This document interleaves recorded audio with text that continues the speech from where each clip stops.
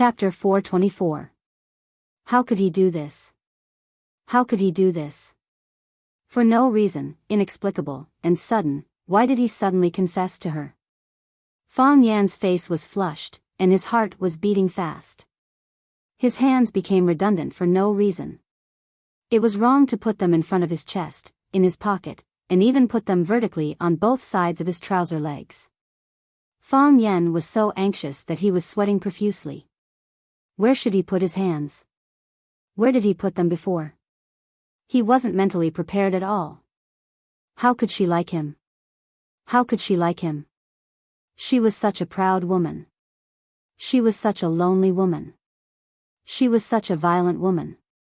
She beat herself up again and again, year after year. She wanted to die. She was a violent woman who had a mouth to eat but no face to see others. Fang Yan was not a fool. He could feel that Yi Gentle treated him differently from others. Whether it was when she received Fang Yingxiong's call and beat him up in front of all the students in Huaqing, or when she single-handedly challenged the Japanese sword god Chiba, she was always on his side. However, this was the style of Swallow Dock, and this was what the people of Swallow Dock should do. Just like him and Bailey Liu, the two of them would fight and kill each other when they met. If one of them was in danger or in trouble, the other would definitely fight hard to save him. Some people said that on the battlefield, the one you could entrust your back to was your brother. But in Swallow Dock, you could leave your back completely defenseless to everyone else. Oh, except for Bai Xiu. Except for Kai Dongsheng.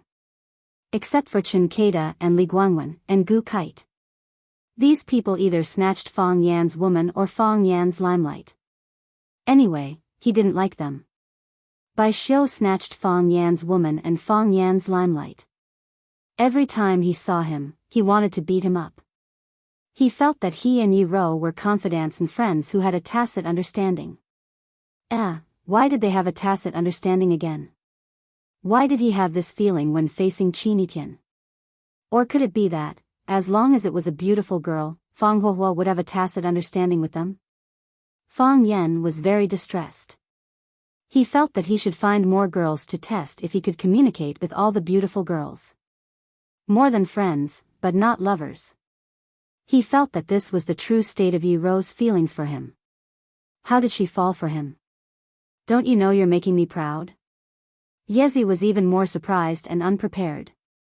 She widened her eyes and opened her mouth wide like a little fish spitting bubbles.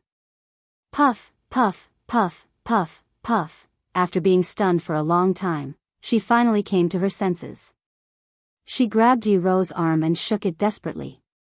She said with a bitter face, Sister, I was wrong. I was wrong. I shouldn't have dragged you into this. You're saying this because you're mad at me, aren't you? Yi Rou looked at her calmly and did not answer her question. Sister, are you serious? Yezi stopped acting coquettishly and asked with a serious face. I'm not joking, Yi Rou said. She would never joke about matters of the heart. If she liked someone, she liked him. If she didn't like him, she didn't like him. Why did she have to cover up or deny it? That was not in line with her character. She didn't cover up. She was just not good at expressing it. He is Fang Yan, isn't he? Yi Rou nodded slightly. The man she liked was Fang Yan. Hello, I'm Fang Yan. The word Fang means square and Yan means 2 fires. My name is Good, right? What's your name? He said when they met for the first time. At that time, she was 5 and he was 6. My name is Yi Rou. Yi Rou replied.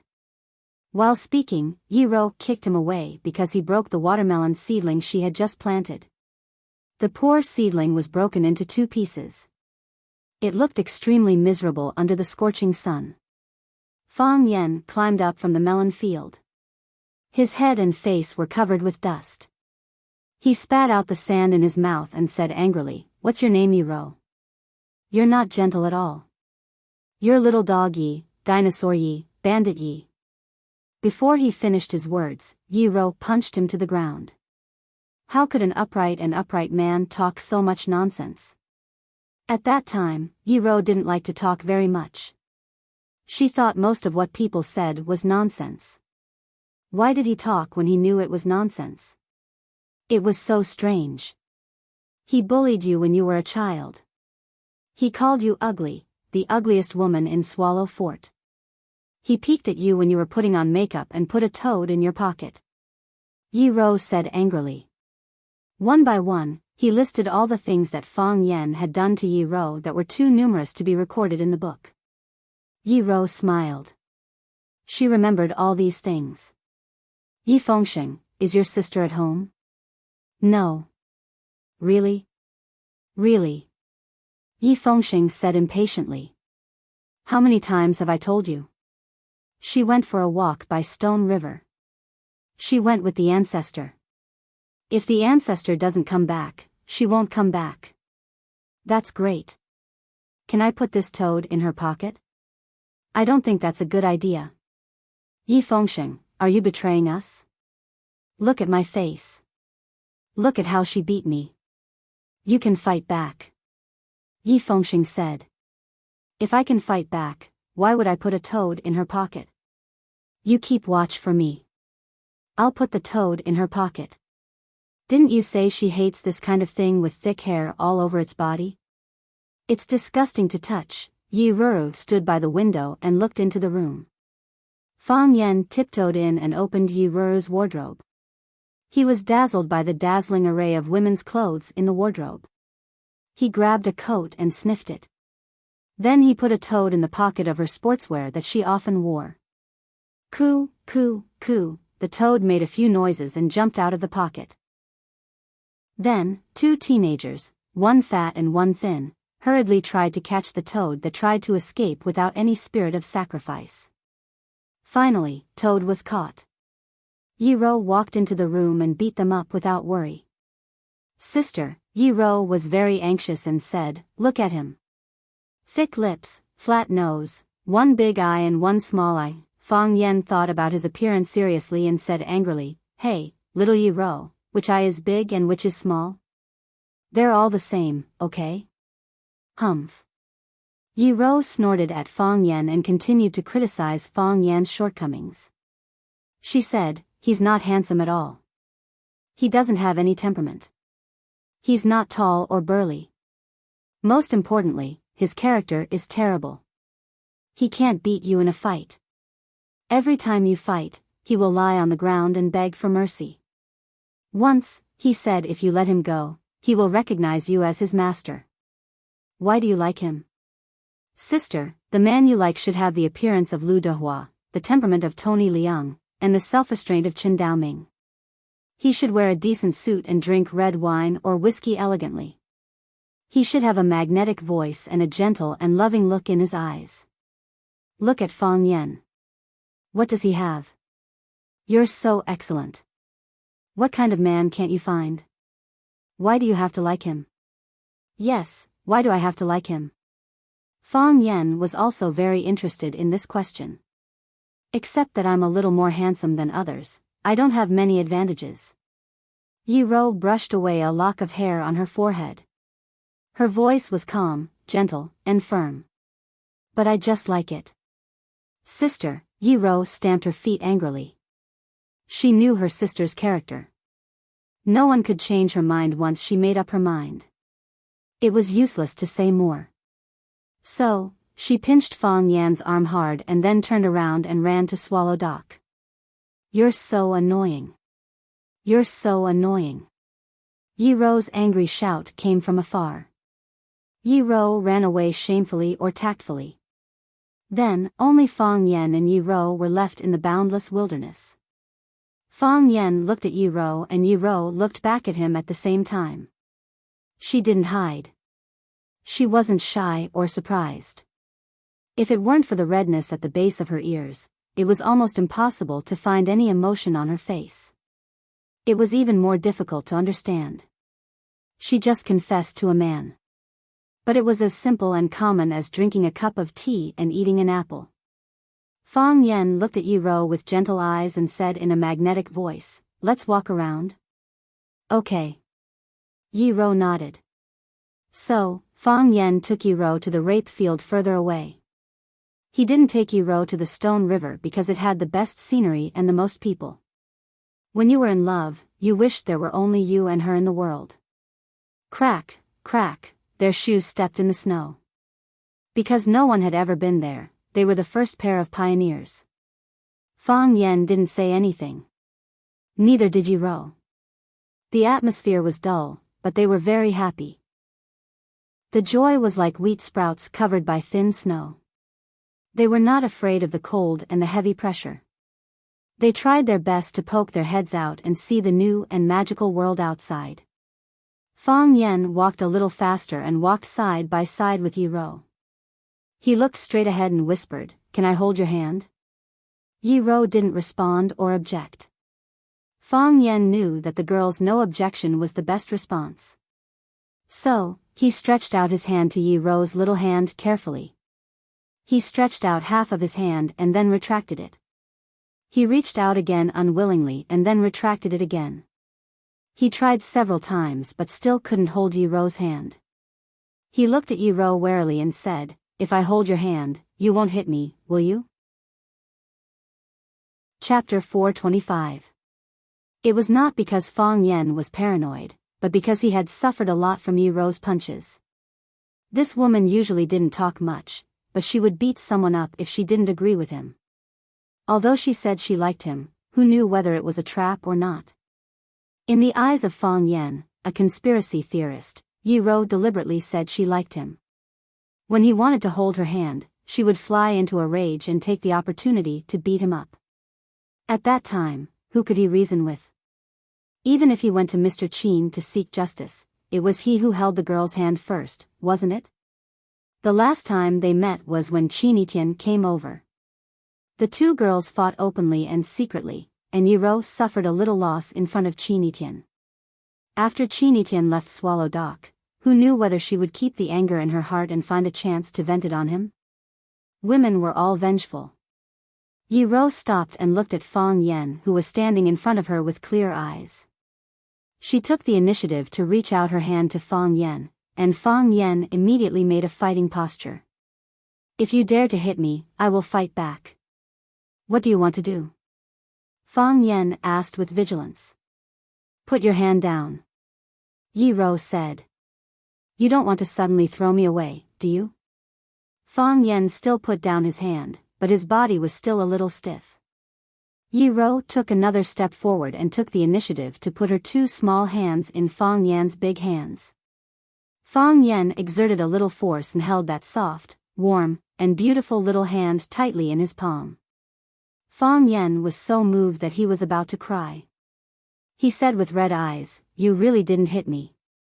I won't hit you in the future." Yi Ro said seriously. She was really serious when she said this. That was because she also realized that Fang Yen was very afraid of her. He was also very vigilant, as if she could beat him up at any time. Along the way, she reflected on herself and realized that she had indeed gone overboard with many things.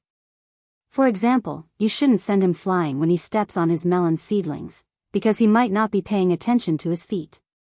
For example, she shouldn't have knocked him to the ground and painted his face with lipstick when he peeked at her makeup, because he might not have done it on purpose. For example, she shouldn't have beaten him so brutally every time they sparred, because this hurt a man's self-esteem. A man's face still had to be protected, especially a man who loved to keep up appearances. "I'm an insecure man." Fang Yen carefully felt the smoothness of Yi Ro's palms. How could the hands of such a violent woman feel so comfortable?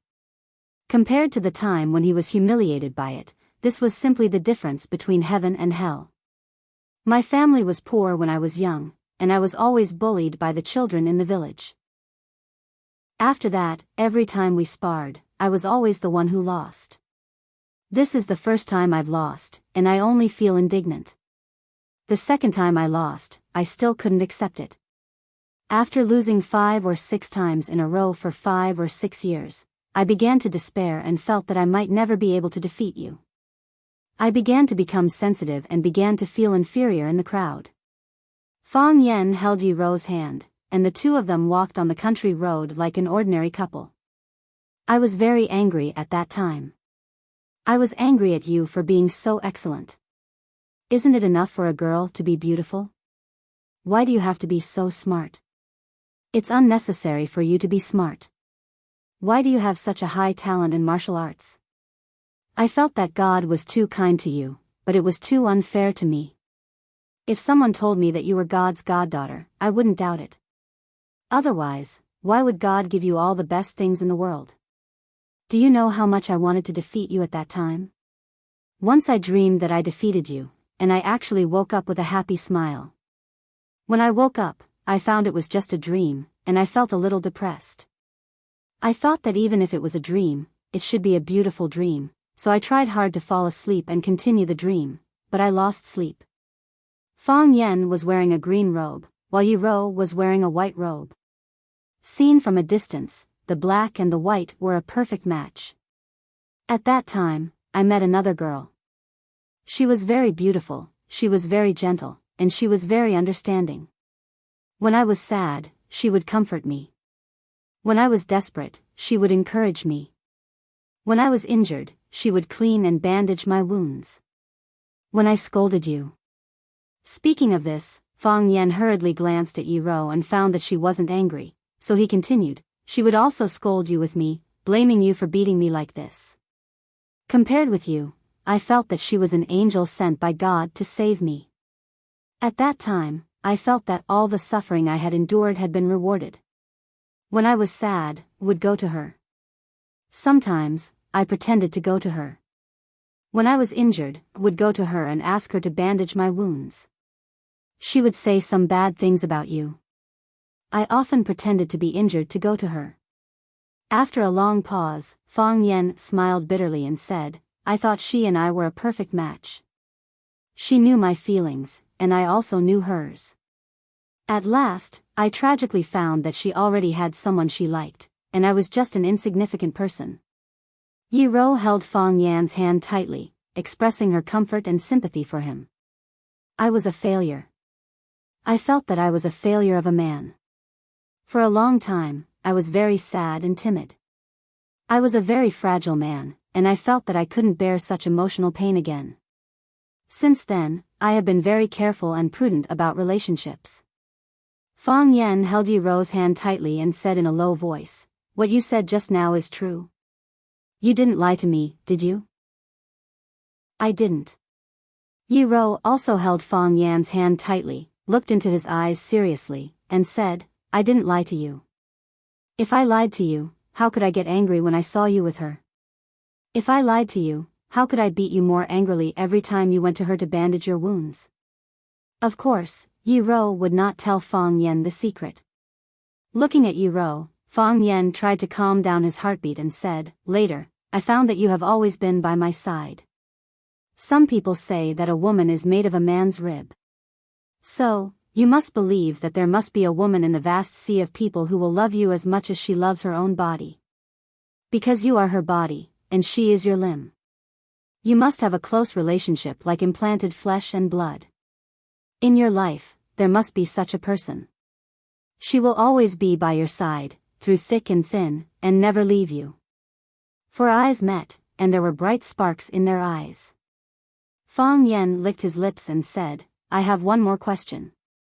Can I kiss you? Yi Ro's pretty face was smeared with a layer of peach blossom red, and she lowered her head in silence. Fang Yan held her pretty face, closed his eyes, and kissed her gently. It was soft, sweet, fragrant, and dazzling. It was a wonderful feeling. It was like a long and wonderful dream, which you indulged in and never wanted to wake up. Fang Yan's lips lingered on Yi Ro's for a while, and then he reluctantly broke away and said with a happy face, this is my first kiss. What about you? Bang! Yi Ro punched Fang Yan's eye. Caught off guard, Fang Yan fell to the ground with a miserable howl.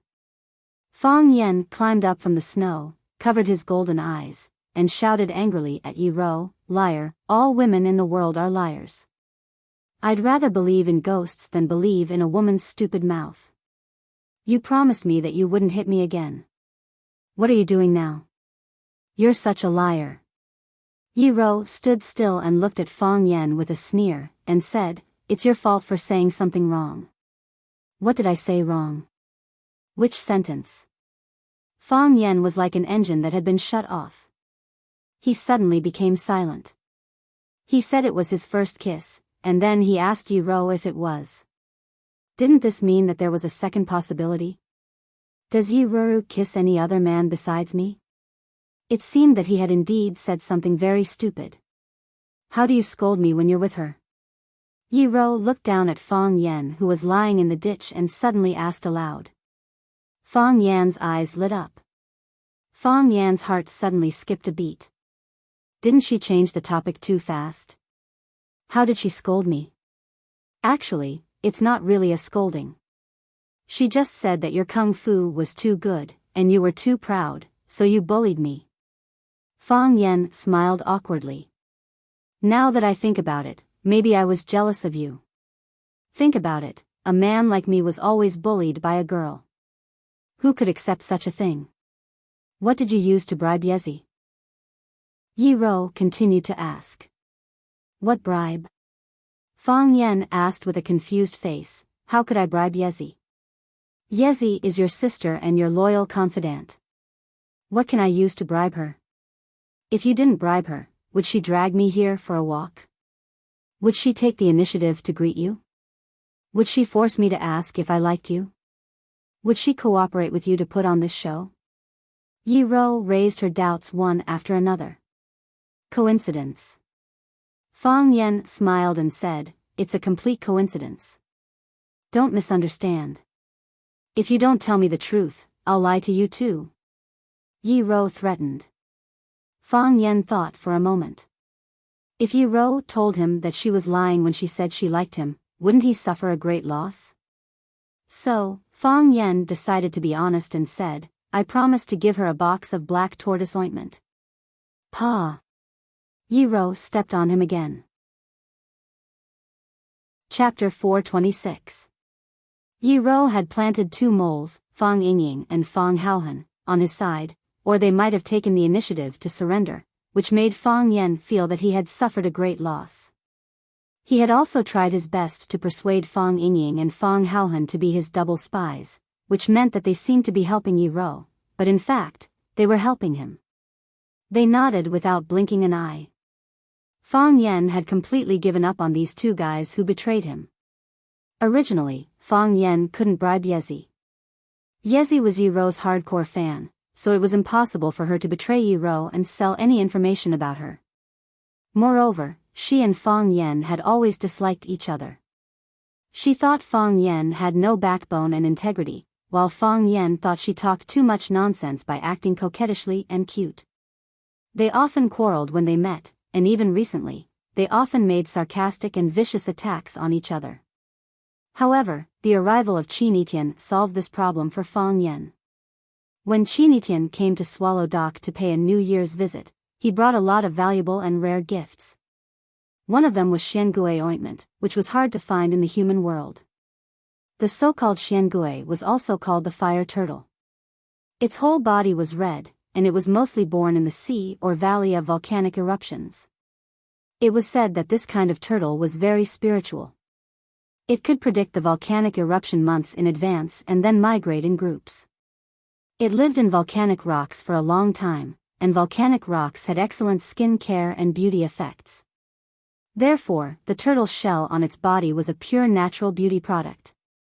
When Fang Yen chatted with Yi Fengsheng, he deliberately explained the effects of Xiangui ointment in detail, and Yi Fengsheng naturally conveyed this to Yezi. Yezi's mother's birthday was coming, and as a daughter, she was worried about what special gift to give her mother. How could she remain rational when she heard that there was such a thing? She begged Yi Fengsheng to ask Fang Yen for Xiangui ointment, even if it was something in exchange. Yi Fengsheng brought her to Fang Yen and asked her to personally discuss the deal with Fang Yen. After some intense and friendly communication, Yezi agreed to Fang Yan's small condition. Of course, Fang Yen also promised to give Yezi a black turtle ointment as a thank you gift. But he didn't expect that Yi Ro would still see through his covert cooperation. Fang Yen had some confidence in his acting skills.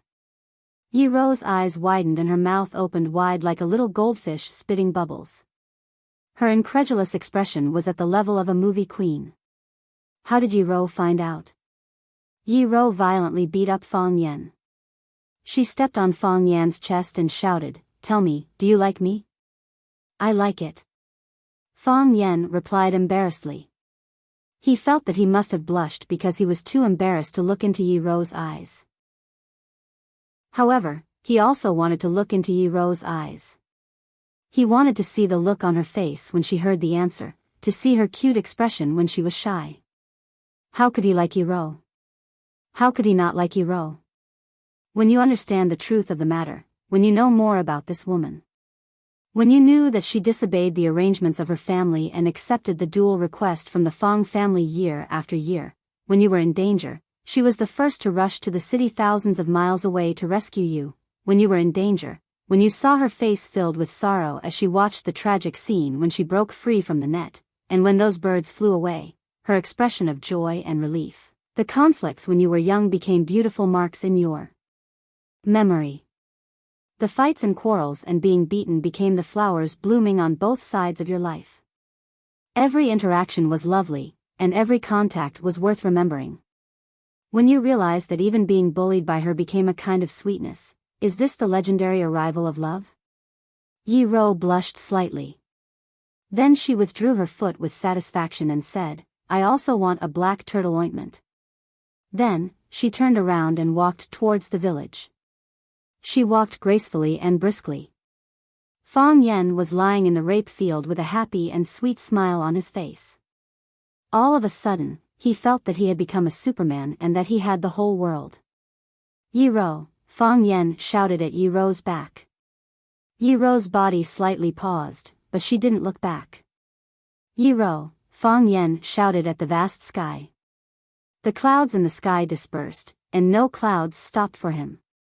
When you like someone, you want to let the whole world know. Yi looked at Fang Yan strangely and said, "Why does my sister like you?" Fang Yan smiled with his eyes and narrowed into slits and said, "Why can't she like me? She and I are childhood sweethearts. We are the two most outstanding young men in Swallow Fort, the first and second in Jianghu." Yi sneered and interrupted Fang Yan's self-praise. She said disdainfully, "What kind of childhood sweethearts are you? When did you pick green plums with my sister? When did you ever ride a childhood horse with my sister? Except that you were beaten black and blue by her, what else do you have to show off?" Fang Yan was so angry that he retorted, "Did your math teacher teach you Chinese? I was just making an analogy. Childhood sweethearts don't necessarily have to pick green plums and ride with each other. It can also mean that we grew up together. Your sister has seen me in open crotch pants. Have you seen it? Hooligan." Yi kicked him. Fang Yan dodged lightly and said, "If you call me a rogue again, there will be no more black tortoise ointment. You dare to lie to me? Why wouldn't I dare?" Fang Yan sneered. "Anyway, I don't need you. You are a despicable man who breaks his promise. It's not good for your sister to know that you scold your brother-in-law like this. You are not my brother-in-law. My eldest uncle won't agree, my second uncle won't agree, my father won't agree, and my grandfathers won't agree. No one in the Yi family will agree." Fang Yan thought about it seriously and felt that Ye's words were very reasonable. He was speechless. So he looked at Yi with a kind face and said, "Sister Yi, why don't you talk to your father and let him stand on my side?" It was better to rope in as many people as possible. There was strength in numbers. If the Yi family held an internal vote for this matter, Ye's vote was also very important. Yi raised her head and glanced at Fang Yan, saying, "Why?" Fang Yan quickly took out a delicate steel box from his arms and said, "This is for you." Yi took the black tortoise ointment and said, "This is for me." Fang Yan handed over another one and said, "This is for you too." Yi blinked her eyes and looked at Fang Yan, saying, "Are you trying to bribe me?" "Yes." "Deal." Yi nodded happily. "Then can I take this box too?" "Yes." Fang Yan nodded affirmatively. Yi held the 2 boxes of black tortoise ointment and skipped back. Fang Yen took out his mobile phone and sent a message to Yi Ro. Honey, Yi brought the black tortoise ointment back for you.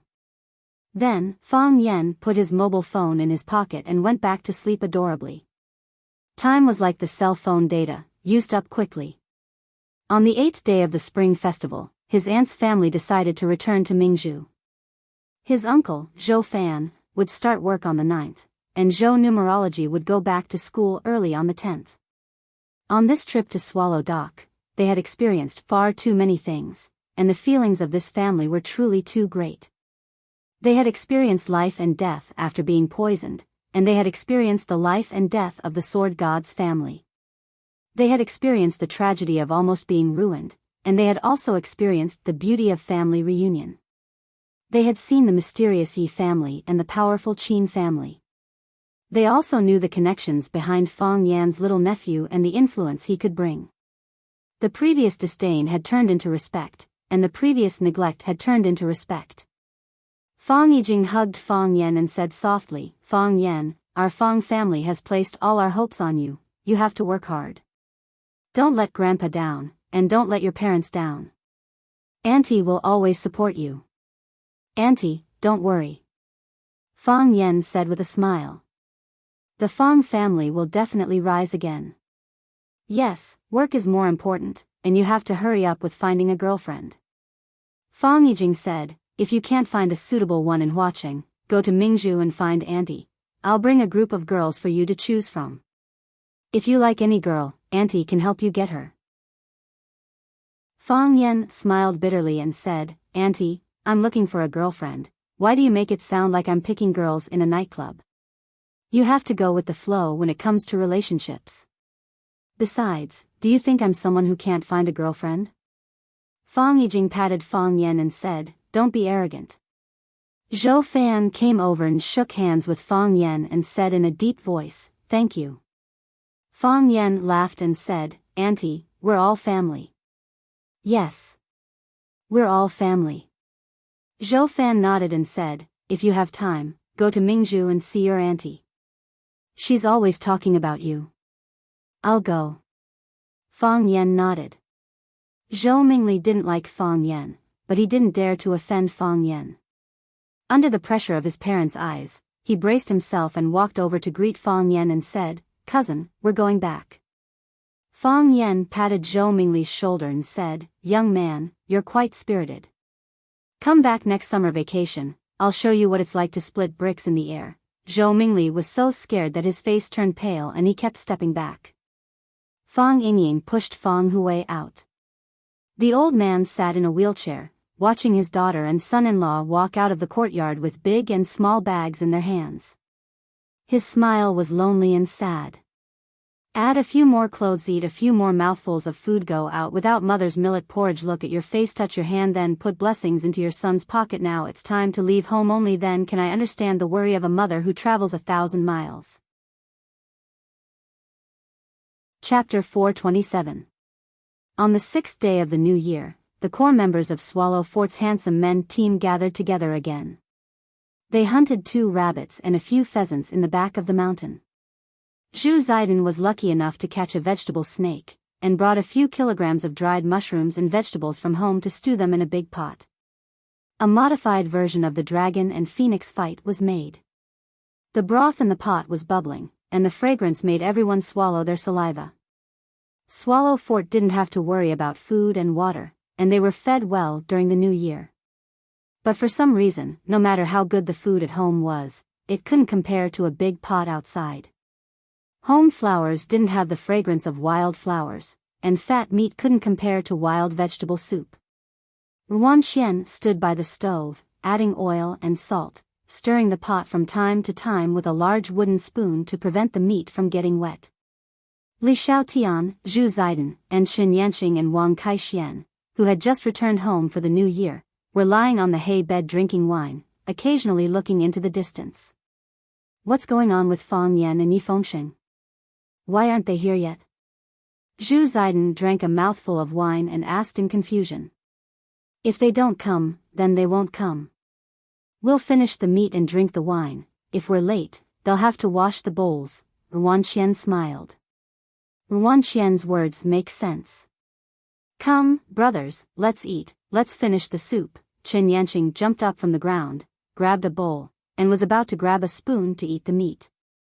Ruanqian grabbed the spoon and didn't let go, saying, Wait, the meat is still raw. Yi Fengsheng is here, Zhu Ziden shouted.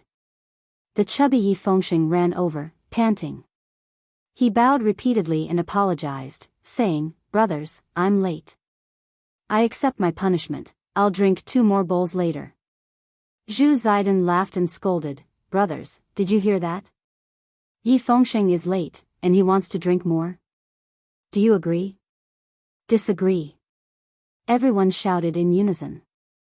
Wang Kaixian threw the wine to Yi Fengsheng and asked, Where's Fang Yan? Didn't you two come together? Yi Fengsheng gulped down a mouthful of liquor and panted heavily. He didn't come with me. When I went to his house to look for him, his mother said that he went out early in the morning. You went out early in the morning? Where did he go?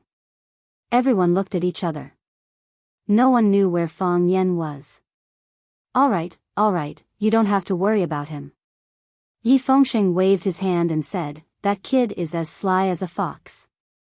Even if we all die, he will still be alive and kicking, happily hugging a beauty and drinking wine. You're the one who hung up. How can you say such inauspicious things during the new year? That's right, no ivory comes out of a dog's mouth. Yi Fengsheng's words caused everyone to explode, and Zhu Ziden even kicked his butt. If you took the initiative to get hit and scolded by others, then you are a brother. Those who took the initiative to beat and scold you were your enemies. He's coming. Wang Kaixian pointed in the direction of Shihizi and shouted. Everyone looked over, and then everyone's expression became sluggish. It was as if they had seen a white rabbit and a big bad wolf holding hands. It was a funny and strange scene. This can't be real, right? Zhu Ziden asked with her mouth wide open. Our eyes must be playing tricks on us, Ruanqian said. The fat on Yi Fengsheng's face trembled, and he cursed fiercely, This bastard. Fang Yan walked over holding Yi Ro's hand and said with a smile, Sorry, we're late. Everyone's gaze was fixed on Fang Yan and Yi Ro's tightly held hands. Zhu Ziden gritted her teeth and looked at Fang Yan, saying, You're not going to tell us that this is real, are you? Oh, I forgot to introduce, Fang Yan said with a smile, She's Yi Ro. Everyone's gaze toward Fang Yan became murderous. Who didn't know that she was Yi Ro? What shocked everyone was why Yi Ro appeared in front of them hand in hand. Didn't she always hit you? Didn't you hate her the most? Why did you manage to win the hearts of all the lovers of Swallow Dock? Yi Ro was a special existence in Swallow Dock. Almost all the boys of her age thought she was excellent, beautiful, and a goddess. However, no one would have the courage to strike up a conversation with her to please her. She was a goddess worshipped by everyone. The goddess should sit high up on the altar and accept the worship of the people. She walked down the altar on her own initiative and walked hand in hand with the man who was considered the least successful in their circle. Such a scene was too visually shocking. This was also the reason why everyone was so surprised but couldn't ask because of Yi Ro's presence. She's my girlfriend, Fang Yan said embarrassedly. You should call her sister-in-law. Zhu Ziden was extremely angry and said, I'm older than you. How can you call her sister-in-law? Fang Yan looked at Yi Ro with a smile and said, They all thought you were barbaric and violent before, so they don't respect you much now. Don't be angry with them. So, Zhu Ziden hurriedly greeted Yi Ro respectfully and bowed. Hello, sister-in-law. Hello, sister-in-law. Wang Kaixian and Chen Yanqing also hurriedly came to greet Yi Ro. This officially confirmed the relationship between Fang Yan and Yi Ro.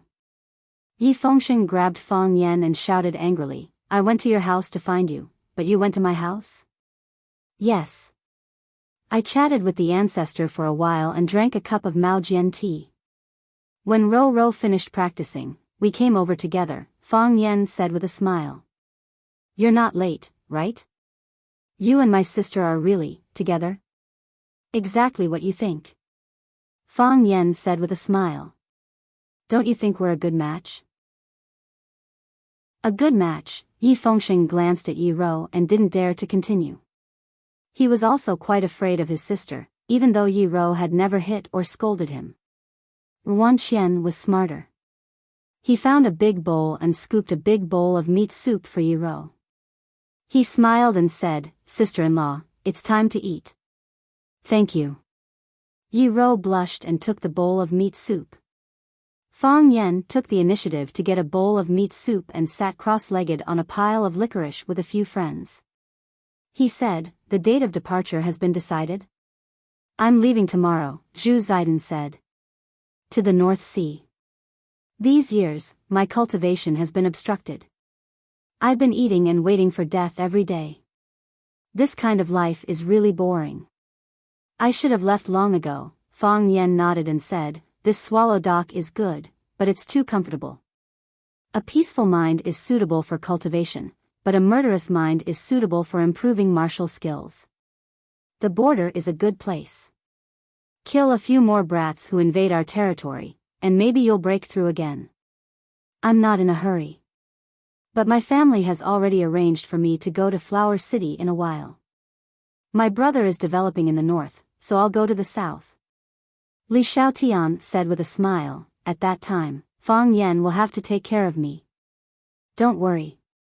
Fang Yan nodded and said, "I'll introduce a few friends to you when I go to Flower City." Wan Qian glanced at Yi Rou and said, "Uncle Donghai is going down to train after the new year. I'll be third uncle's secretary." Lin Donghai had worked by Yi Daoling's side for many years, and now he was going to work in Jingjin City. He could be considered a daughter-in-law of many years becoming a mother-in-law. With Lin Donghai being sent down, Yi Daoling lacked a usable person. This time, he didn't choose from the Yi family's direct descendants or collateral descendants.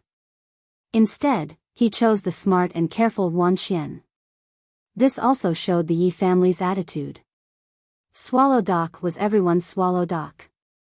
The Yi family was willing to lead everyone to a brighter and better future.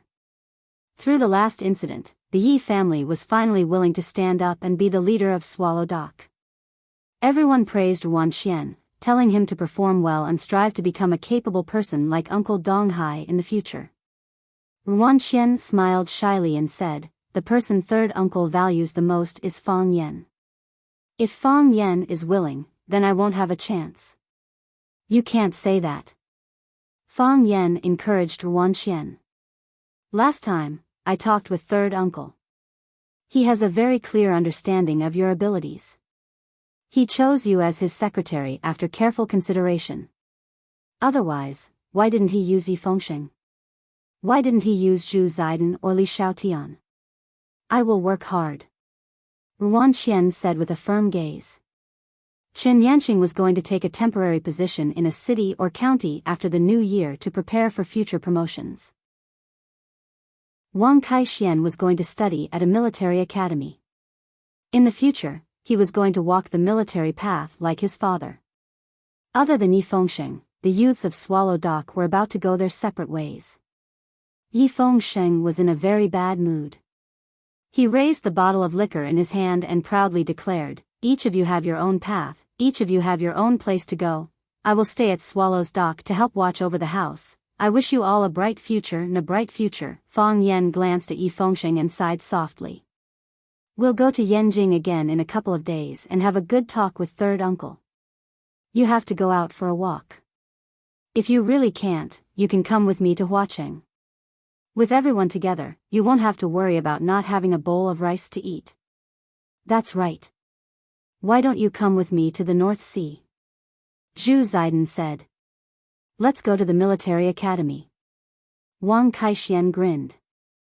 "I was just worried that I would be bored inside alone." Yi Wen glanced at Yi Fengxing and said, "Do whatever you want. Ask for whatever you want. No one can help you. The only person who can help you is yourself. If you don't even have the courage to go out, how can you climb to the peak of martial arts?" Yi Fengxing was stunned for a long time. Then, he happily jumped up from the ground and ran towards the village.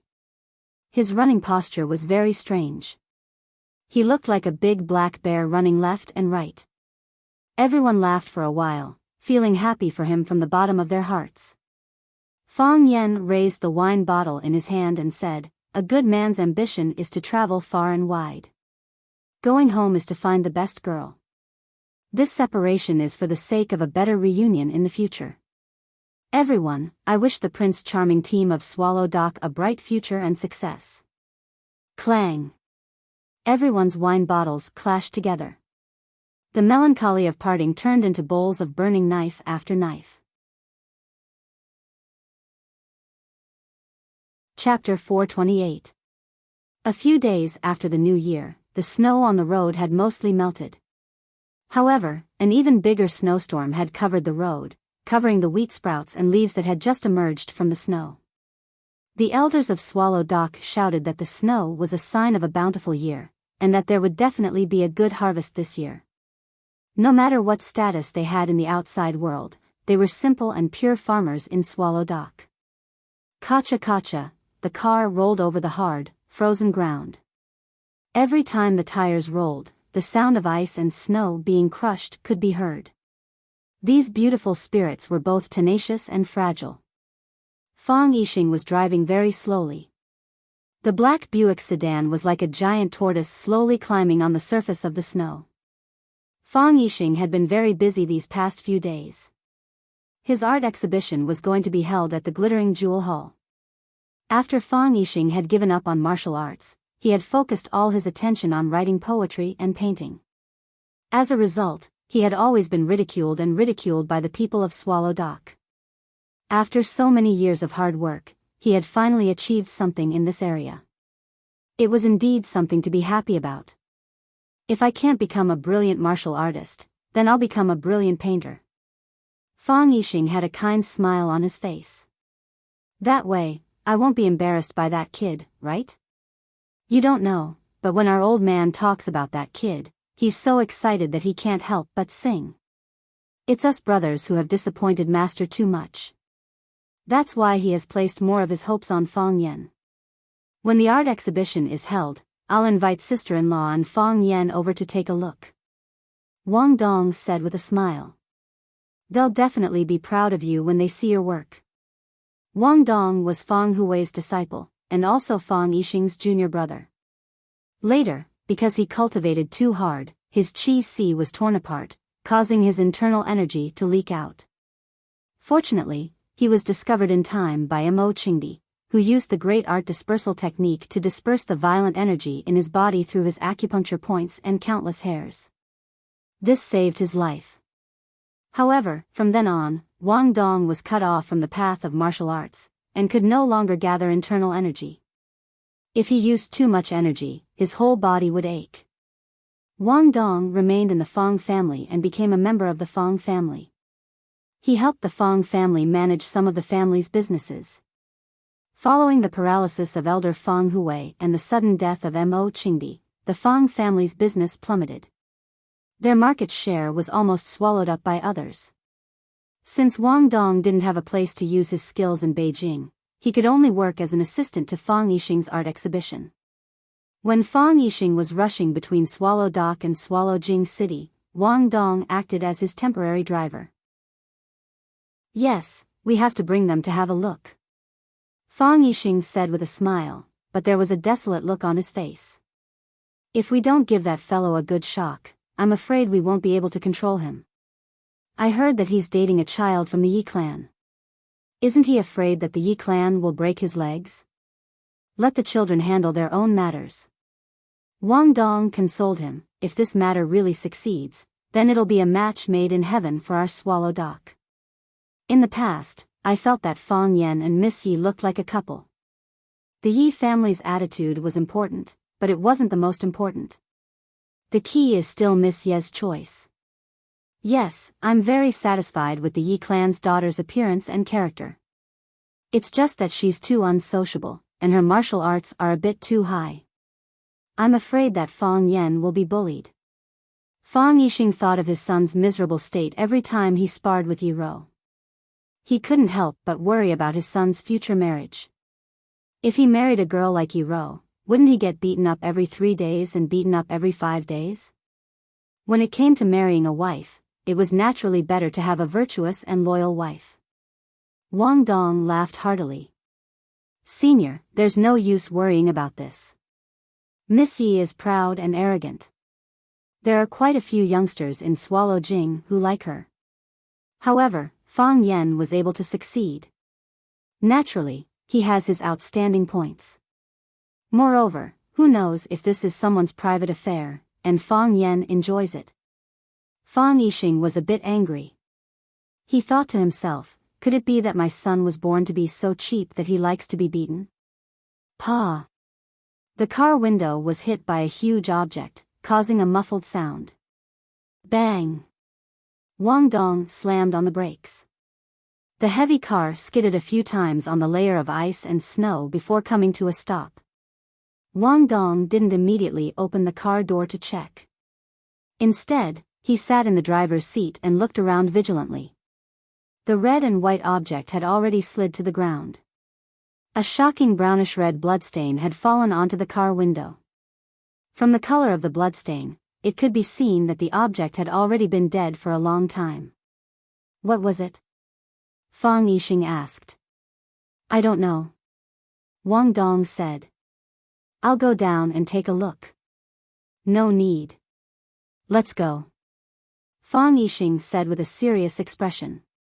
There might be trouble. Wang Dong didn't say anything else. He prepared to start the car and leave this dangerous place. He had practiced martial arts for many years. Even though he had lost all of his qi, his intuition towards danger was still quite sharp. It's too late. Fang Yixing said. It was indeed too late. In front of the car stood a mysterious person completely shrouded in a black robe. He appeared like a ghost, like a wandering ghost in the wilderness. Trying to be mysterious. Wang Dong clenched his teeth and started the car. He slammed on the accelerator and charged towards the black-robed person. Boom! The car ran over the black-robed person's position, but the black-robed person had already disappeared. Wang Dong didn't dare to slow down. The car maintained its high speed as it sped towards Swallow Dock. As long as they returned to Swallow Dock, or rather, as long as they got close to it, they would be truly safe. He believed that no one would dare to behave atrociously in Swallow Dock. Because the ground was too slippery and the car was moving too quickly, the car's tires skidded left and right. From time to time, it would jump into a nearby ditch. Wang Dong gripped the steering wheel tightly and tried his best to control the direction of the car so that it wouldn't jump into a ditch or flip over. Wang Dong's forehead was covered in sweat and the hair on his body stood on end. His palms were also drenched in sweat as he continuously adjusted the steering wheel. They'd already sped for quite a distance, but Wang Dong was still very clear that they hadn't escaped from danger. That feeling of fear was like a shadow following the body. It was as if the mysterious black-robed person was standing behind you and looking at you with a sneer. Fang Yixing's expression was as gloomy as the color of the sky. He scanned his surroundings for the black-robed person's whereabouts. It was impossible for the black-robed person to be a specter. He also didn't believe that there were any specters in this world. There was a notorious assassin organization in the Arab world that was named after specters. However, Fang Yixing knew that the black-robed person they'd seen was definitely not a member of that assassin organization. He'd already appeared once on New Year's Eve. At that time, he'd wanted to borrow Zhou Fan's hands to take the lives of the entire Fang family. Now, he'd appeared once again. This time, he only wanted to take his life. Fang Yixing's nerves were extremely taut. He was extremely clear that the danger hadn't truly been resolved. He'd seen a lot of things in Swallow Dock, so he didn't think that he'd be able to leave the black-robed person behind just by sitting in the car. This was because there were many people in Swallow Dock who could truly start their cars faster than a car. The fact that they'd suddenly appeared and then suddenly disappeared proved that the black-robed person's speed had already reached the limit. Furthermore, Fang Yan had said that the black-robed person had escaped in order to save Zhou Fan when they'd fought. Not everyone could escape from Fang Yan's hands. especially escaping from Fong Yan's hands. Crack, a crisp sound rang out from above their heads. The hard metal roof of the car was sliced open by a sharp blade, which pierced towards Wang Dong's head. Wang Dong's body leaned forward, avoiding the most dangerous position, which was his head. "Jump out of the car!" Wang Dong shouted loudly. The black-robed person was on the roof of the car, above their heads. As long as he wanted to, he could stab them 180 times at any time. With such a small space to move around and dodge, every stab could cause them fatal damage. He shouted loudly for Fong Yixing to jump out of the car first.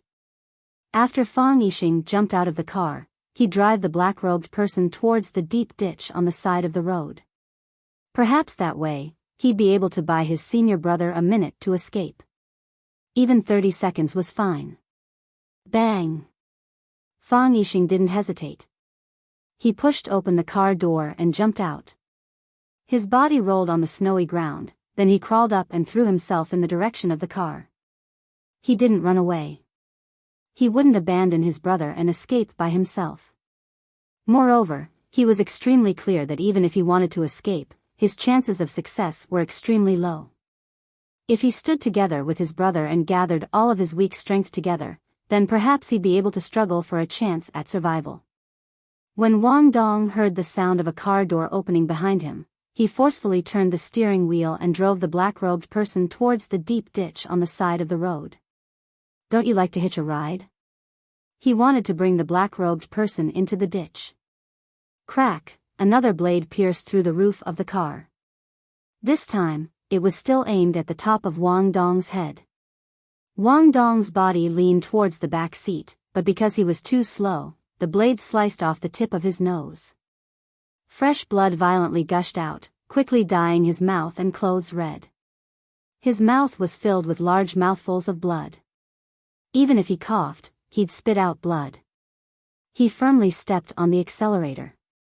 Even if he died, he dragged the black-robed person down. Crack, another blade pierced through. This time, the blade was both fast and ruthless. It directly pierced through the top of Wang Dong's head. Wang Dong opened his eyes wide with unwillingness. His hands powerlessly fell to the ground. The forcefully twisted steering wheel quickly returned to its original position, emitting a whining sound. At this moment, the car leapt into the air and fell towards the deep ditch on the side of the road. Finally, he bought his senior brother a minute of time. Even if it was only 30 seconds, he was willing to trade his life for it. Chapter 429. The people of Swallow Dock believed that a teacher for a day was a father for life. Since Wang Dong was Fong Hui's disciple, Fong Hui was his father. Wang Dong and Fong Yixing weren't just fellow apprentices, they were blood brothers. It wasn't about whose life was more precious, nor was it about who was more qualified to live. Wang Dong had his own family, wife, and child. In the eyes of his wife and child, his life was even more precious than Fong Yixing's. His life was more important than anything else.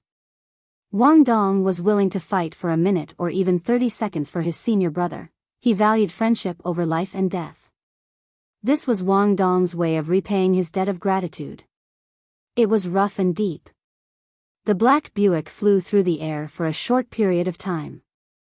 Because there was a knife stuck in its head, and the handle of the knife was still clamped onto the metal roof of the car, Wang Dong's body wasn't thrown into the air. Clang! Both the man and the car fell into a deep ditch. The ditch was deep and narrow, making it hard for the car to get out of it. The black-robed man tapped the roof of the car with his toes, and his body jumped high into the air. His black robe fluttered in the wind, making him look like a flying bat. He really did look like a black animal, and his ability to stay in the air was astonishing. The black robe flew through the air for a long distance before gently landing on the ground. The mud didn't splash, the snow didn't rise, and the snow didn't leave a trace.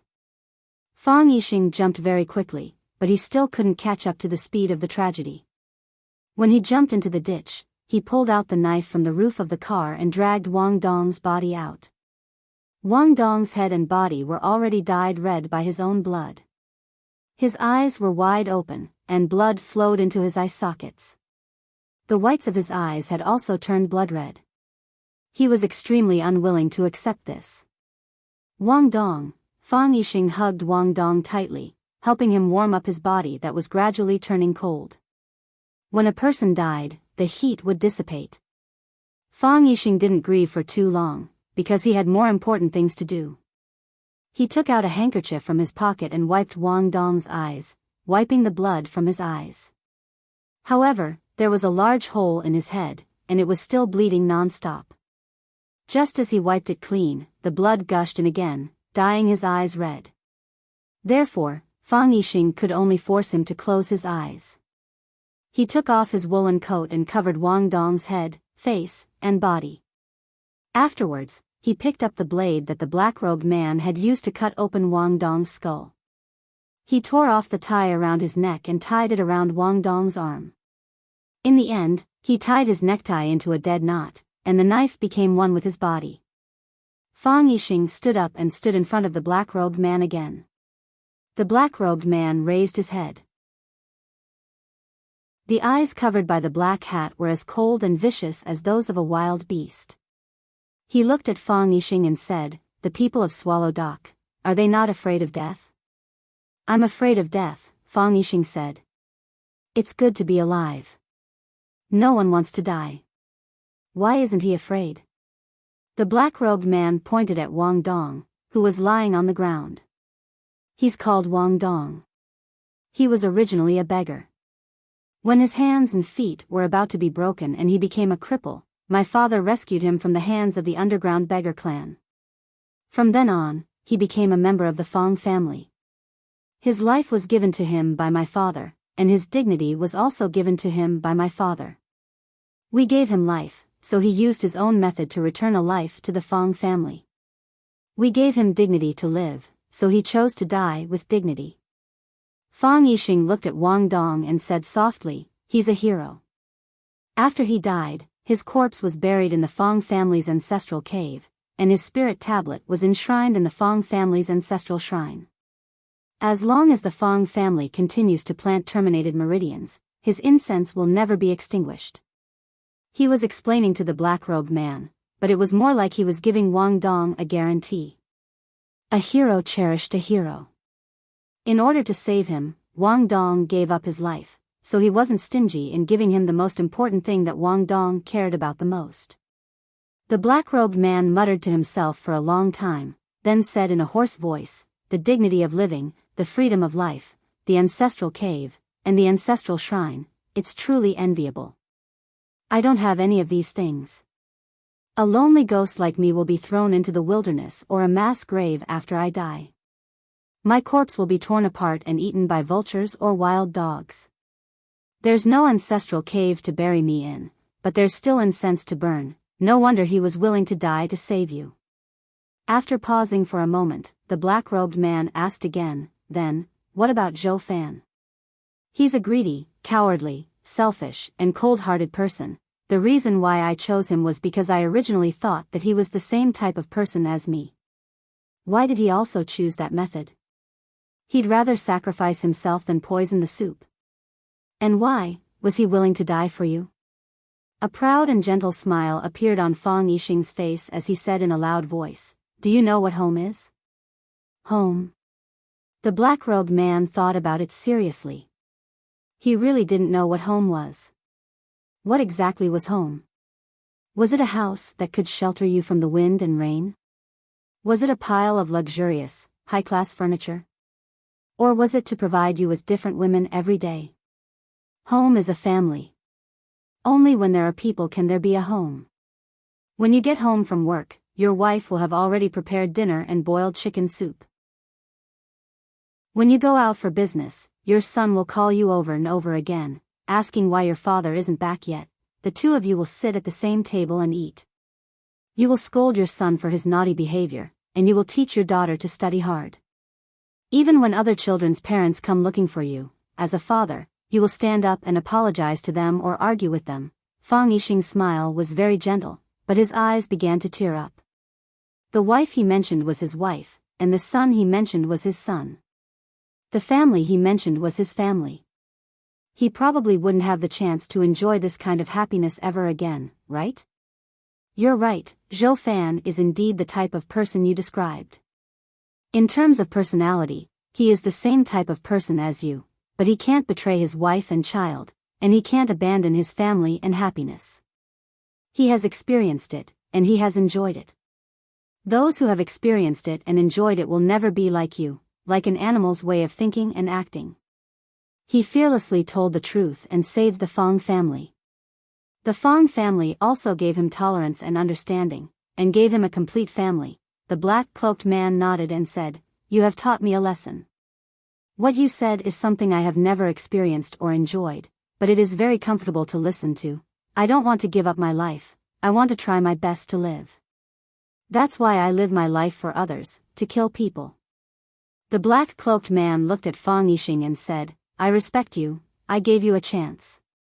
Unfortunately, until now, no one has come to save you, then I'm sorry."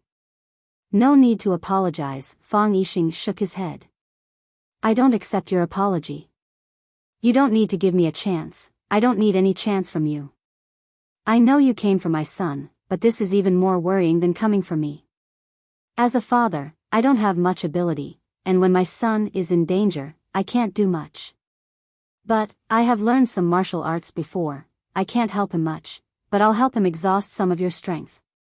The hatred in the black-cloaked man's eyes disappeared, but his voice was still hoarse and unpleasant to hear, but he said with an extremely serious tone, "I like to torture people, but I won't torture you. You will die a quick death."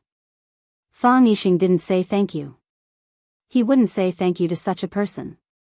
He tightened his grip on the long saber, lowered his body, and took the initiative to charge at the black-cloaked man. Crack, crack, crack, the leather shoes on his feet stepped on the hard layer of snow, causing the accumulated snow to make crunching noises. He rushed in front of the black-cloaked man, and then slashed at his head. Mountain-splitting saber. This was the simplest and most vicious move among saber techniques. It was the saber technique of the Zhao family of Swallow Dock. After that incident, he had tried countless times, and this was only one of his countless failures. The Fong family was good at Tai Chi, and the Tai family of Tai Chi had an extremely high status in the Jianghu. But Tai Chi needed strength. Tai Chi without the support of strength was just fancy Tai Chi. Some Tai Chi experts didn't even need strength, and only needed technique to bring someone down. But, Fong Yixing knew very well that with his Tai Chi cultivation without strength, facing an opponent like the black-cloaked man, the only road left for him was death. He didn't want to win, and only wanted to fight to the death. The saber's energy was sharp, fierce, and decisive. The whistling cold wind was slashed apart by this saber, and even his body became hot. Fong Yixing could only use 70% of his power in this saber, but because of the murderous intent in his heart, there was an additional power that could frighten one's soul. Whoosh! The black cloak shook, and the black-cloaked man's body flew into the air, and he started to retreat at an extremely fast speed. He actually chose to retreat. A saber with no chance of survival, a saber that would put himself in a dead end, naturally could make people feel fear. Fong Yixing only wanted to use this saber. Fong Yixing thought that he could only use this saber. The black-cloaked man retreated, and his battle intent surged once again. The long saber that was tied to his palm and arm let out a sharp sound, waiting for the moment to drink blood and seal the throat to arrive. Fong Yixing's body rushed forward, and he chased after the black-cloaked man. One retreated, and the other attacked. Fong Yixing ran faster and faster, and in the end, his feet didn't even touch the ground, and his body jumped high in the air. Another saber slashed over. It was still a machete. A machete with no defense, a machete with no return. Pa! The black-cloaked man swung his long sleeves, and a long black cloth covered Fong Yixing. Fong Yixing didn't dodge, and his saber slashed towards the black cloth. Rip! Fong Yixing's saber slashed a huge hole in the black cloth, but Fong Yixing's body was kicked away by the black-cloaked man's leg that came out from below. Thump, Fang Yixing's abdomen was hit, and his body fell onto the snowy ground, sliding backward.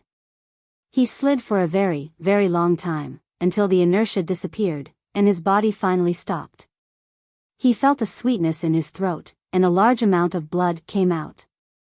I'm not dead, and I didn't lose my saber. Fang Yixing wiped the blood from the corner of his mouth, and the saber was still tied to his arm, and he thought, I can still slash again. Chapter 430. Cough. It trained the muscles, bones, and skin on the outside, and the breath on the inside. If there was no breath in the body, no matter how hard one trained, it would be hard to achieve the invincible body of Vajra. Fang Yixing was in such a situation. He lacked energy in his body, so he could only rely on his skin to block external injuries. Skin and flesh like tree bark, skin and flesh like steel, skin and flesh like gods. To Fang Yixing, he was only at the stage where his skin was like tree bark. If the black-robed man's kick landed on Fang Yan's body, it would only hurt a little. There wouldn't be any internal injuries. But if this kick landed on Fang Yixing, it would be enough to hurt his muscles and bones. He spat out mouthfuls of blood. One of his arms was tied with a long knife, so he could only rely on his other arm to support himself as he struggled to get up. Because he was injured and spat out blood, the heat in his body was quickly draining. His body felt cold, as if he was standing in a snowstorm wearing only a single layer of clothing. Fang Yixing tightened his grip on the long knife in his hand. He bent his body and charged towards the black-robed man again. Machete.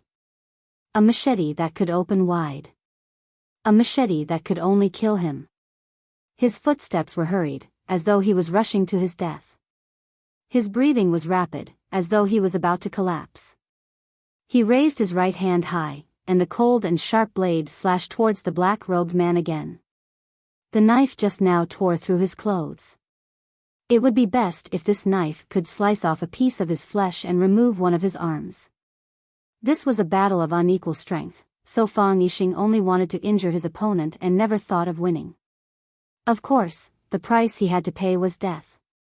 This was also why he was so reluctant. Unfortunately, reality was crueler than he had imagined. He couldn't even hurt his opponent. He couldn't even touch his body. Fang Yixing's body was only halfway through when the black-robed man also charged in his direction. Before their bodies could come into contact, before Fang Yixing's saber could strike down, his body was once again sent flying by the black-robed man's black robe. Whoosh! Fang Yixing's body staggered backwards, but he didn't fall to the ground again. The black-robed man continued to charge towards Fang Yixing. As he caught up to Fang Yixing, he sent him flying once again. Then, he chased after Fang Yixing again and sent him flying with another kick. Bang! After being struck repeatedly, Fang Yixing finally lost his balance. His body lay on the ground, like a huge ice ball on the ice, being pushed back and rolling non-stop. Ka! Fang Yixing stabbed the long saber in his hand into the frozen soil under the snow. The frozen ground was quickly sliced open by the blade. Fang Yixing's arm strength was not enough to stab the blade any deeper. Under the pull of Fang Yixing's body, a long straight line was formed, dang. The long blade collided with a hard rock. Fang Yixing's body stopped once again under the rock's obstruction. This time, the injury was more serious than the previous one. Fang Yixing lay on the ground and coughed loudly. Then, a large amount of dark red blood spurted out from his mouth. The blood flowed back into his mouth and into his throat, causing him to cough even more violently. The corner of his mouth was dyed red with blood, and his face was purplish red. Large drops of tears flowed down his face. Cha, cha, cha, the sound of footsteps came closer. The black-robed man stood beside Fang Yixing and looked down at him. He said, "Do you still want to get up? Give up, it will be more comfortable this way. I respect you. You are one of the few people I am willing to respect. Just like the person I killed earlier, everyone is afraid of death, but you are not. I respect those who can do things that I cannot." Fang Yixing wanted to say something, but the blood in his throat caused him to cough again. He coughed until his lungs were torn apart.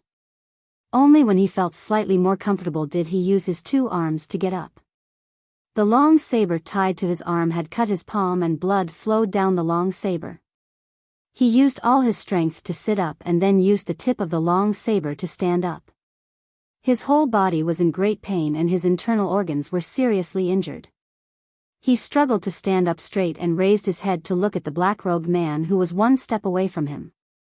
The long saber in his hand slashed at the black-robed man again. Bang! Fang Yixing's body was once again sent flying in the air, then heavily fell to the ground. His body was lying in the snow. No matter how hard he struggled, he couldn't get up. Blood was still bubbling up from the corner of his mouth as he stared at the sky, unwilling to give up. Why can't I just slash down? Cha, cha, cha, that damned voice appeared once more. It didn't sound like a grown man's footsteps, but more like the noise of a cat or rabbit stepping on the snow. Even his footsteps were so light that if he wanted to hide himself, no one would be able to detect him. The black-robed man looked at Fang Yixing's despairing eyes and said, I don't have what you said, but I'm still alive. He crouched down and reached for Fang Yixing's neck. He liked to torture people, especially his opponents. But he just promised Fang Yixing that he wouldn't torture him and would let him die a quick death. Pain, and fast. He was a man of his word. Chi, chi, chi, a red golden-striped snake scuttled to his side.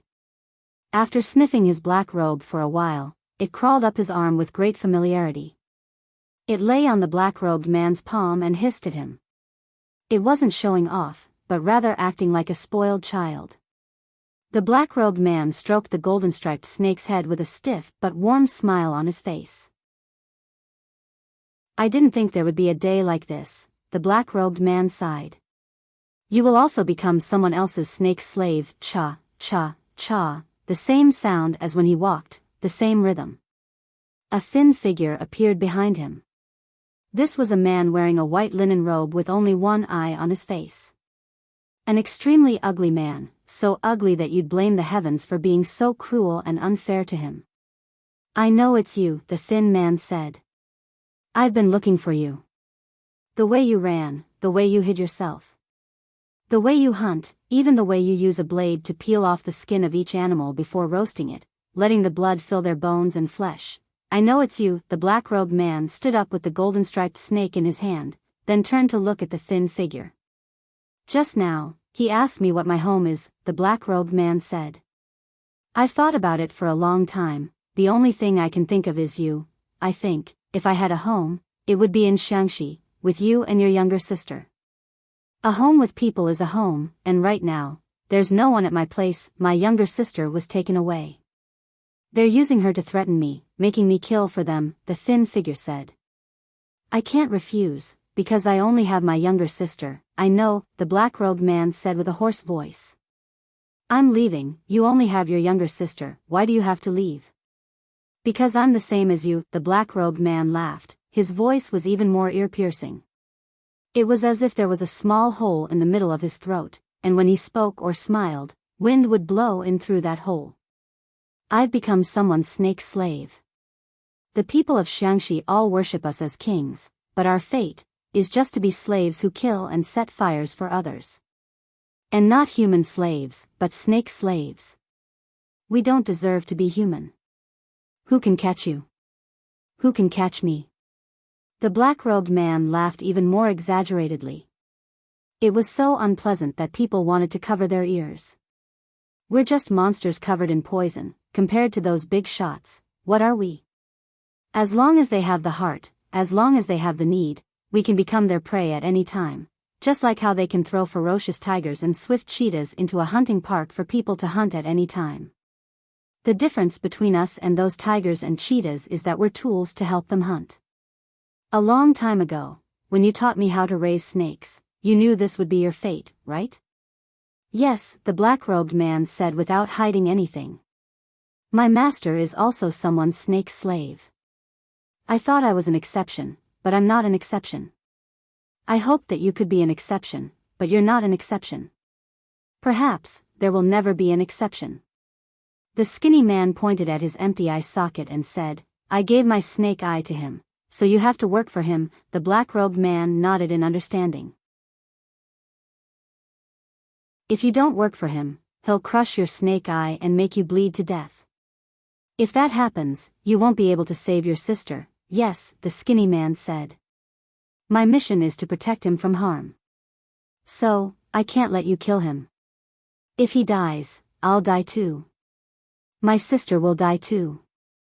I've searched for you for so long, I've chased you for so long, lost you countless times, and then tried my best to find you again, because I'm worried that you'll kill someone. I'm worried that you'll kill the person I want to protect. The black-robed man pondered for a bit, then took off the black robe on his head. His hair was as messy as a pheasant's nest, some were sticking close like cow's hair, some were sticking up like weeds. The left side of his face was slashed with countless cuts that crisscrossed each other in a disorderly manner, like a spider web that caused one's heart to palpitate. There was a sarcoma on the right side of his face, a brownish-red-colored sarcoma. There were also countless tiny holes on his face, as if a terrifying monster was living in each of them. Similar to the skinny man, he also had a single eye. He didn't have a name, but those who knew him called him the Snake Lord. He was the previous Snake Lord, the current Snake Lord's master.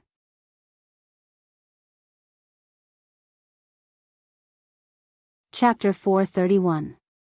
If the current Snake Monarch was ugly, then the previous Snake Monarch, the black-robed man, could only be described as disgusting. Some people would become infatuated just by looking at them, while others would vomit just by looking at them. Without a doubt, the black-robed man belonged to the latter.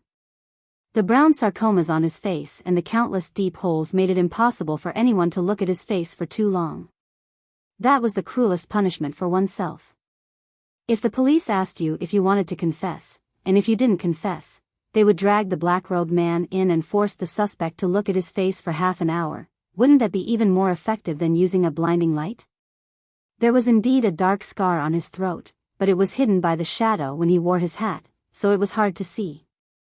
Perhaps this was the reason why he sounded like he was being torn apart when he spoke. The black-robed man looked at his disciple and smiled. Look, I only have one eye, and I've also offered my snake eye. I'm a snake slave, so I have my own mission. The black-robed man pointed at Fang Yixing, who was lying motionless in the snow, and said, My mission is to kill him, as well as a few others. There are others, that is my task. The skinny man's expression changed. You're my Shifu, you saved me, you raised me, everything I have was given to me by you. I don't want to stand in front of you, I don't want to clash with you. But Shifu, you can't kill him. If you kill him, I'll have to die. If I die, my younger sister will also die. I can die, but my younger sister can't. So, in your heart, your younger sister is more important than Shifu? The black-robed man asked softly, like a kind elder talking to his own child. He had never spoken to anyone with such a tone, except for his disciple standing in front of him. The skinny man seriously thought about it, then replied, Yes, I originally thought that Shifu should be more important, but in my heart, my younger sister is more important. The black-robed man laughed. His laughter was as unpleasant as ever. She is your younger sister, and also your only companion. You're in love. You don't know, do you? Love? The skinny man uttered these two unfamiliar words in bewilderment. He didn't know what kind of feeling it was. Or was it a state? There's a saying in ancient times that kings don't see kings. When the previous monarch died, the next monarch would be appointed to take over. Only when the previous snake monarch dies will the next snake monarch be born. The black-robed man looked at his skinny disciple, the only person he still cared about in this world, and said, That's why I knew you were tracking me, and I didn't want to see you. I used all kinds of stratagems to lure you somewhere else, and let you walk into one trap after another. I didn't expect that you would still find your way here. This is something I don't want to see. The black-cloaked man said, Since this matter has already been discovered, you and I have no other way out. Master, I beg you, the skinny man begged, please take a step back. If we take a step back, no one will die. He didn't want to kill his master. How could he kill his own master? He ran away with his sister. They were like birds that were startled by the mere twang of a bowstring, trying to avoid any strangers. At that time, they felt that everyone in the world was bad. They ran to the lonely places, they ran to the dark forest. They were trapped in the poisonous swamp, unable to escape, they could only hold hands and silently wait for death. "Who are you people?" A voice suddenly rang out. They were terrified, looking around, but couldn't see anyone. They thought that it was a mountain ghost, because they had heard stories about mountain ghosts countless times in the orphanage. After the fat director beat them up, she would always shout with a high-pitched voice, "If you dare to say a single word, I'll throw you into the mountains to feed the mountain ghosts." She said, "Feed the mountain ghosts, so does that mean the mountain ghosts eat people?" "We're orphans," the younger sister shouted. After a while, a vine descended from the sky and pulled the two of them out of the swamp. "Come with me," the man in the gray robe said with his back to them. He felt that the man was very dangerous, but also very close and happy. Because he was the only living person they saw in the forest. The only human who said, "Come with me," to two young orphans. Since when can a snake slave choose their own fate? The black-robed man gently consoled him. "Come, let me see how much you've improved over the years, let me see whether or not you're qualified to become the new ruler, master," the skinny man called out sorrowfully. Father and son killing each other, master and disciple killing each other, this must be the cruelest thing in the world, right? They didn't care about feelings, because they had never experienced them before. To them, a person with feelings was as important as their own life. Because, that person might be the only one they had. The black-robed man let out a soft whistle. The golden snake that was lying on the back of his hand and acting cute suddenly became agitated. It opened its sharp teeth and leaped towards the skinny man. Snake bite. This snake was raised by the current snake monarch, so it should be under his control. But now, it was ordered by the black-robed man to attack the current snake monarch. To be bitten to death by a poisonous snake raised by oneself, would it not become a laughing stock in the snake world? The current snake monarch knew of his master's strength, so his expression was extremely serious. He immediately put 2 fingers to his mouth, and a more urgent gurgling sound came out. The golden snake that was flying in the air landed awkwardly, then turned around and counterattacked the black-robed man. The black-robed man had a strange smile on his face, and his voice was slightly forceful. At the same time, he stretched out his hands from the black robe and waved them in the air, as if he wanted to chase away the golden snake that was rushing towards him. This was a medicinal fumigation. The black robe had 100 insect powder that poisonous snakes were afraid of.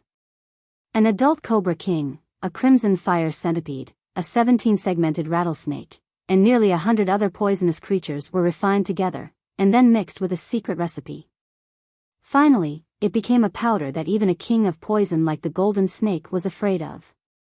Using the sole control of the snake voice, supplemented by the 100 insect powder, the golden snake could only be used by the black-robed man. The effect of the black-robed man's stirring was very obvious.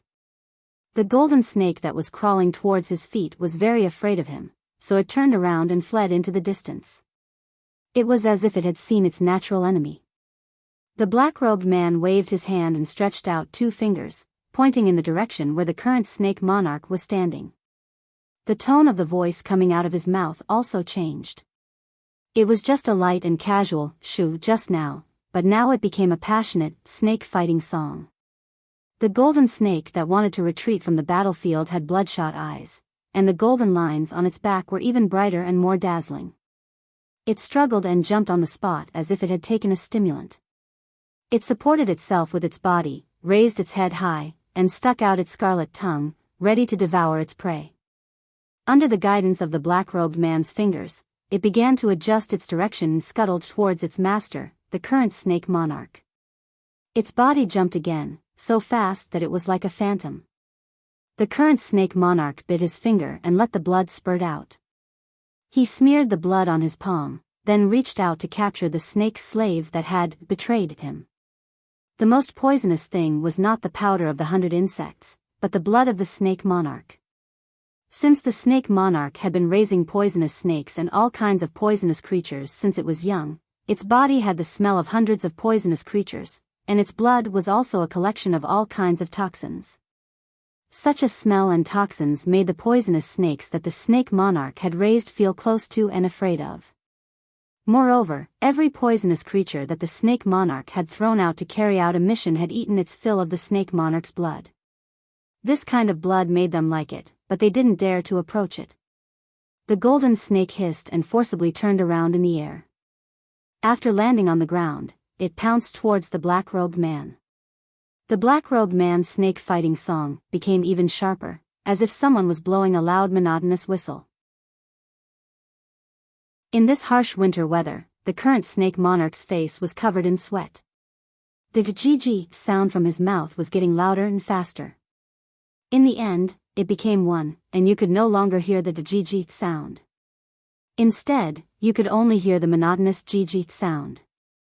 He bit a few more fingers, and the blood from his fingers continued to flow out, smearing a layer of blood all over his body. His whole body had turned blood red. The golden snake had become a brainless snake. It darted towards the black-robed man one moment, and then bared its fangs at the current snake monarch the next. It had just pounced on the current snake monarch, but in the blink of an eye, it turned around and attacked in the opposite direction.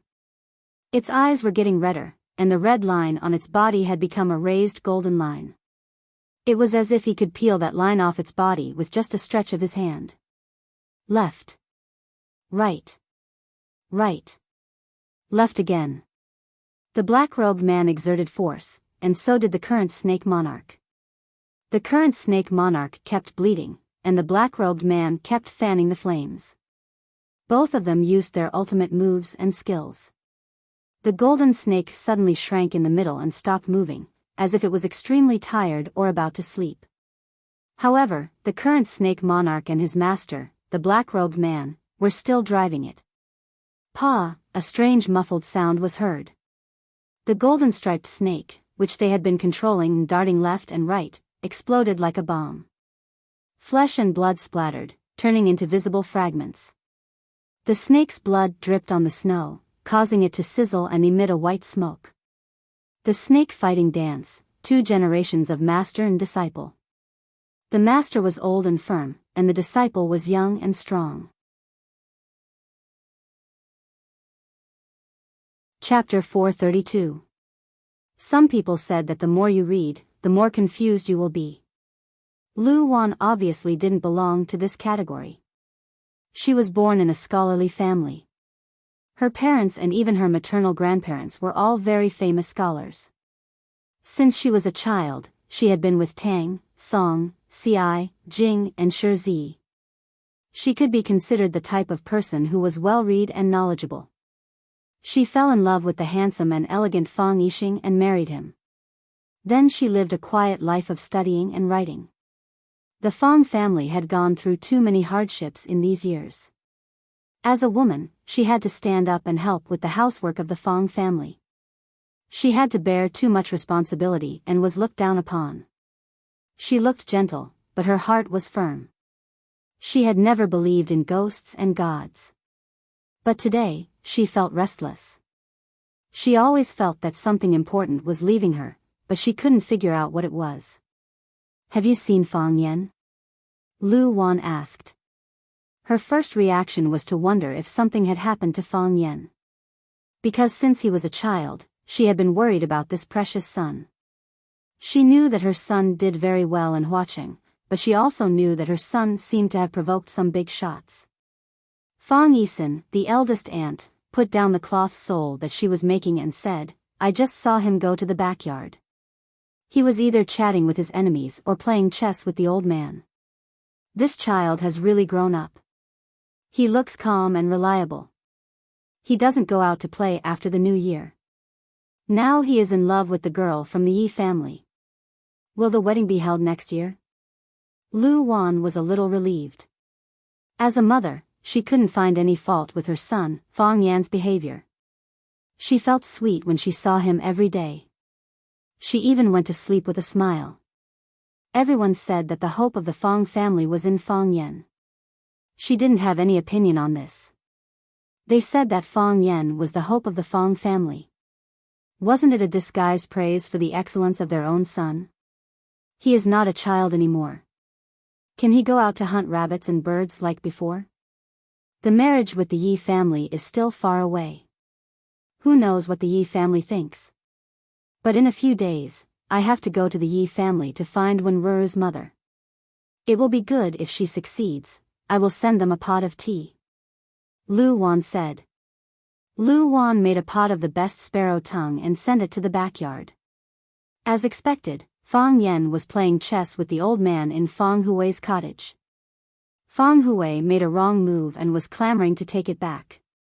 Fong Yen pressed on the chessboard and disagreed, saying that one should not regret a move. The old man and the young man were arguing fiercely. Lu Wan put down the teapot and persuaded, Fong Yen, let your grandpa, let? Who asked him to give way? Fong Hui said with his eyes wide open, I'm just getting old and my eyesight isn't good. I accidentally put the stone in the wrong place. He just needs me to put it back. What are you giving in for? Lu Wan knew Grand Master Fong's temper. He was stubborn and old-fashioned. Sometimes, he was like an old urchin. Hearing that he was unwilling to admit that Fong Yen gave way, Lu Wan echoed, that's right. The stone was so small and the line was so thin. Who said he could see it clearly? Fong Yen, ask your grandfather to put that chess piece back on the board. Fong Yen poured a cup of sparrow tongue for his grandpa and then poured one for himself. He drank it all in one gulp and said, he can't see it clearly. He could clearly count the number of feathers on the Vajra eagle's body. This game of chess is waiting for the opponent's carelessness. If he makes a mistake, he will take back his move. How can I beat him? I said it wasn't carelessness. My eyesight was bad and I couldn't see it clearly. Don't regret a move. Do you have any chess skills? I'm your grandpa. You said I have no chess skills. Do you have any moral character? Lu Wan shook her head and walked out of the cottage alone. She knew that the old man rarely talked. He would only be particularly happy when his grandson came back. Fong Yen also understood the old man's feelings. He took advantage of the few days he was at home to stay by the old man's side. The grandfather-grandson pair had a close relationship. Lu Wan thought of her husband again. He and her son were the two people she cared about the most. Her husband had been busy with the art exhibition in Yanjing recently. It was the field he had put all his effort into after he gave up martial arts. He always wanted to prove himself. No matter what, this was the most likely chance for him to succeed. Lu Wan thought for a while and dialed her husband's number. No one answered the phone. Lu Wan then dialed Wang Dong's number. No one answered the phone. Lu Wan felt more uneasy. She hurriedly dialed the number of the person in charge of the Linlang Guild Hall. Lu Wan explained the purpose of her call. The person in charge told her politely that Mr. Fong had left for an hour. He probably hadn't reached home because the road was not smooth. He hoped that Lu Wan wouldn't worry. Lu Wan was very worried. She hung up the phone and ran to the backyard. She looked at Fong Yen who was playing chess and said, Fong Yen, your father hasn't come back yet. Fong Yen held a stone in his hand and said, did you call him? I couldn't get through. Lu Wan said. I'm very worried. Fong Yen put down the stone, walked over and put his arm around his mother's shoulder. He said with a smile, my father is an adult, and Uncle Wang Dong is with him. Don't worry, nothing will happen. If you are worried, I can drive to find him. Go and pick him up. Lu Wan said firmly. Okay. Whatever you say, it goes. I'll go and pick him up now. Fong Yen said with a smile. You play this game with my grandfather for me. Don't let him go. Fong Yen patted Lu Wan's shoulder, pushed the door and went out. Lu Wan sat where Fong Yen had just sat. She held a stone in her hand but couldn't put it down for a long time. She looked restless. Clatter. Feng Hui reached out to mess up the game in front of him. He looked at Lu Wan and said, "That guy is afraid that you will worry, so he wants you to play chess with me to distract yourself. Since you can't be distracted, go and do what you should do. It's not shameful to worry about your man." Lu Wan stood up and walked outside quickly. Fang Yen pretended to be calm in front of Lu Wan. But after he came out, his expression became serious and anxious.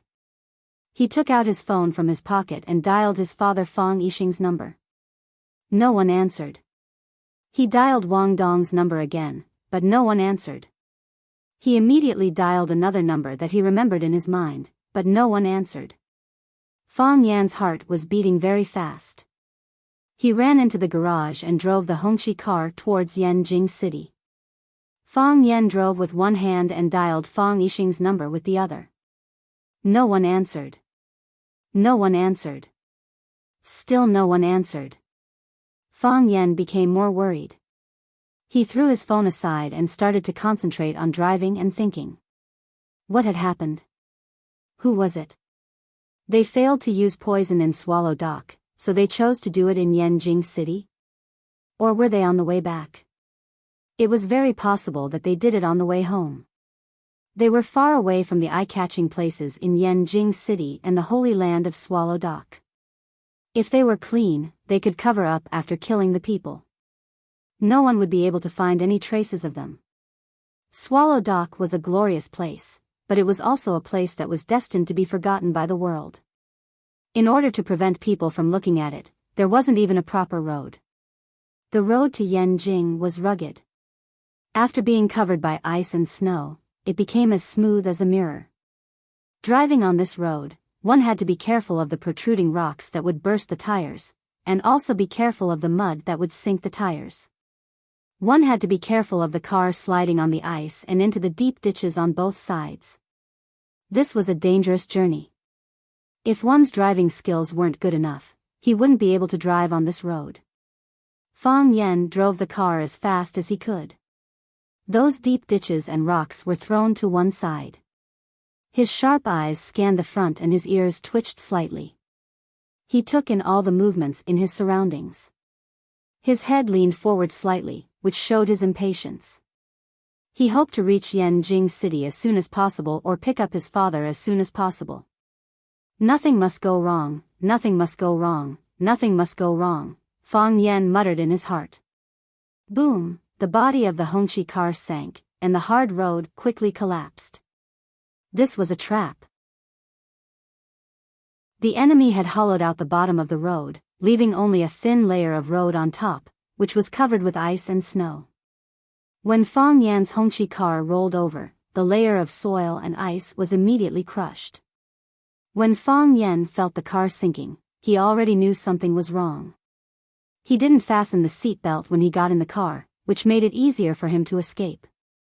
He pushed the door open, his right foot tapped on the chassis of the car, and his body jumped high. Clang! The Hongqi car fell into the deep pit with a loud noise. This was the only antique car that Feng Hui had in his life, and Fang Yan's favorite car was finally destroyed. Whoosh! A crisp sound came through the air. A giant net appeared above his head. The net was colorless and blended with the color of the sky. If it wasn't for the slight sound, it would have been hard to notice it. Moreover, the net wasn't cast by human hands, but was shot out by high-tech equipment. There was a pit below and a net above.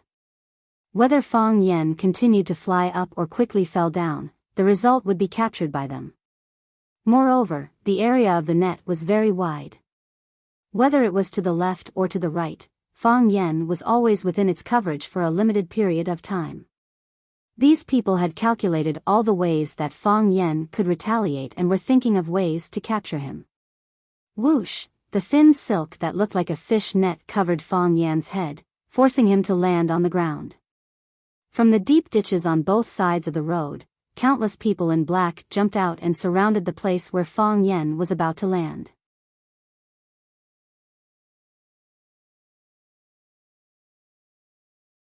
Chapter 433. The threads of the net were extremely sticky. It would be very difficult to escape.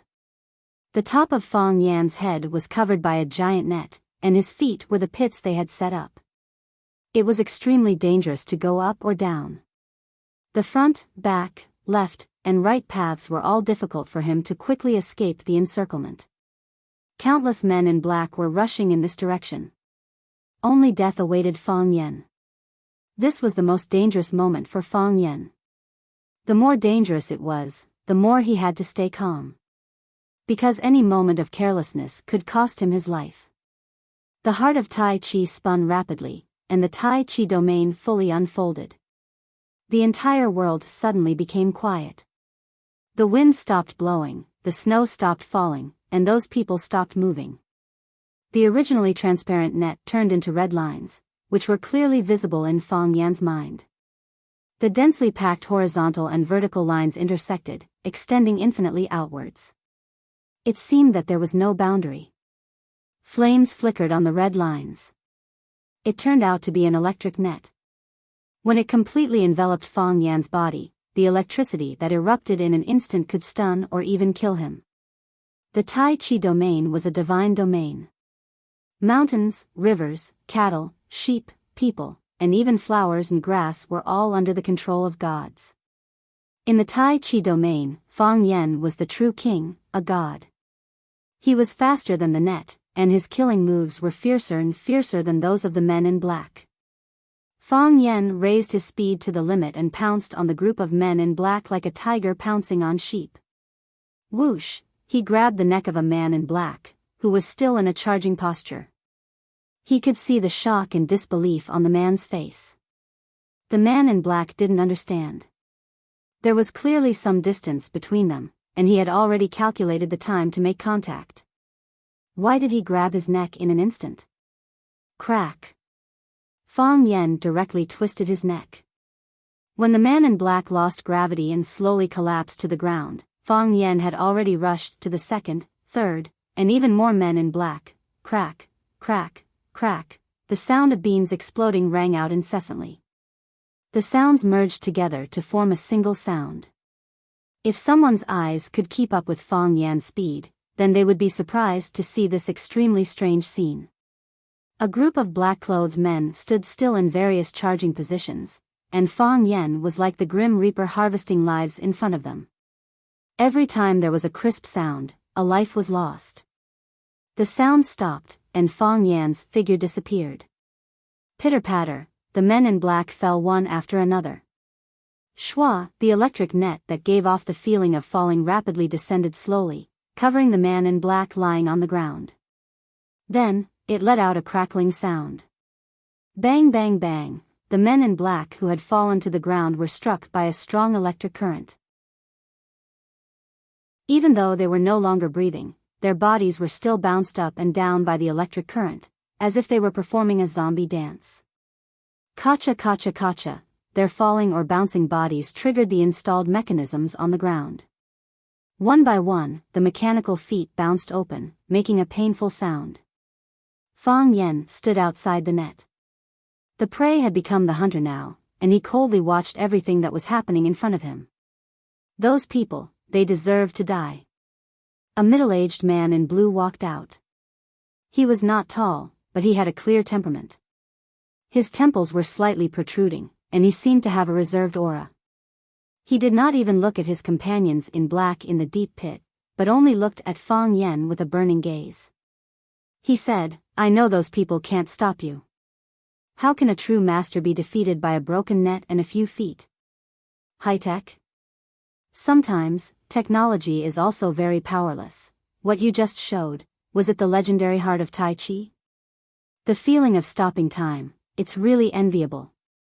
Fong Yan did not respond to the man in blue's question. Instead, he took the initiative to rush toward him. He had lost contact with his father, and every second he wasted was a second of time to save him. He just wanted to finish the battle as soon as possible, no matter who was standing in front of him. Words had no power, and a battle of strength was the only battlefield. "You can call me," as the man spoke, he had already thrown out 13 punches. His green robe suddenly swelled up by the force of qi. Because it couldn't bear the burden, it was pulled into pieces and floated in the air. Fist King Jin Haidong. Since ancient times, Huaxiao martial arts had the saying of Southern Fist and Northern Kick. Jin Haidong, the Fist King of Southern Fist, became famous more than 20 years ago. His pair of thunderclap fists had the power of the Yangtze River, and it could decisively break through the opponent's defense. Even the imperial advisor, Li Zongwu, said that his hard body skills were invincible. Fang Yan did not expect that he would actually run into such a difficult opponent at this time and place. However, whether it was the Fist King or the Cannon King, whether it was invincible in hard body skills or the best in soft body skills, Fang Yan wanted to take them down. Because he was hateful. Anyone who stopped him from saving his father was extremely hateful. It was a life and death feud. Jin Haidong's 13 punches turned into 13 cyclones, one cyclone after another. The second cyclone merged with the first cyclone, and the third cyclone merged with the first two cyclones. Finally, the 13 cyclones merged into one, turning into a huge rotating storm. Whoosh! It was like the most violent hurricane, sweeping toward Fang Yan. It was a fierce stance that wanted to swallow him up in the storm and tear him into pieces. This was the storm fist that Jin Haidong was best at. He had watched from the side how Fang Yan killed more than a dozen men in black in an instant at that critical moment, so he did not dare to slight Fang Yan in the slightest. The best way to respect an opponent was to use one's most powerful move to kill him. The golden thread snake's body exploded, and the black-robed man and the current Snake King lost a tool to fight in the middle. The current Snake King was drenched in sweat, and his body was also smeared with his own blood. But the black-robed man was very calm, as if he had done something insignificant. The black-robed man looked at his disciple and said, "The golden thread snake shouldn't have died. It was a snake slave that you raised, both emotionally and physically it was closer to you. When you saw it being controlled by me, you became anxious and wanted to take back control. Your soul rush area was too hasty, and the more hasty it was, the more it would stimulate the snake's bestial nature, causing it to lose its ability to judge. It lost its ability to judge and began to approach me. Caught between a rock and a hard place, its blood stagnated and it exploded and died. The current Snake King was ashamed and said, "Thank you, Shifu. Your disciple has learned much, that's already very good." The black-robed man chuckled. "I left without saying goodbye, you were still young at the time. After all these years of bitter training and living with hundreds of insects, it's already very good that you could achieve such results. You are talented and lonely, this was the key to your success." "Thank you, Shifu." The black-robed man waved his hand and said, "I am your Shifu, and also your opponent. With the golden thread snake dead, there is no longer anything between us." "What a pity." "Shifu," the current Snake King called out. The black-robed man's black robe silently fluttered and drifted towards the current Snake King. Every time he shook his black robe, wisps of white smoke drifted out of it. The white smoke moved with the wind, enveloping the current Snake King. Wandering powder. No matter if it was a venomous snake or a ferocious beast, they would die upon contact. Humans would not be spared either. Snake breeders would have countless strange poisons on their bodies. The current Snake King didn't dare to be careless. His small body turned into a sharp arrow, avoiding the white smoke's range of attack, then leapt up and attacked the black-robed man's upper body. The black-robed man's black robe instantly spread out and covered the current Snake King's body. And so, the two snake apostles disappeared into the black robe. The black robe's shape was constantly changing, sometimes round, sometimes square, sometimes vertical, sometimes jumping. Bam! A figure was thrown out from the black robe, screaming and rolling on the ground. The current Snake King's body was drenched in blood, his head and face were covered in reddish-brown ants. The current Snake King desperately swatted at those ants, but the ants' grip was extremely strong, and their teeth were hooked, each bite deeply piercing into flesh. The current Snake King could only reach out and grab those ants from his face one by one, squeezing them until they exploded. Every time he grabbed an ant, it was the same as ripping off a piece of flesh from his face. When he was done, there wasn't much skin left on his face.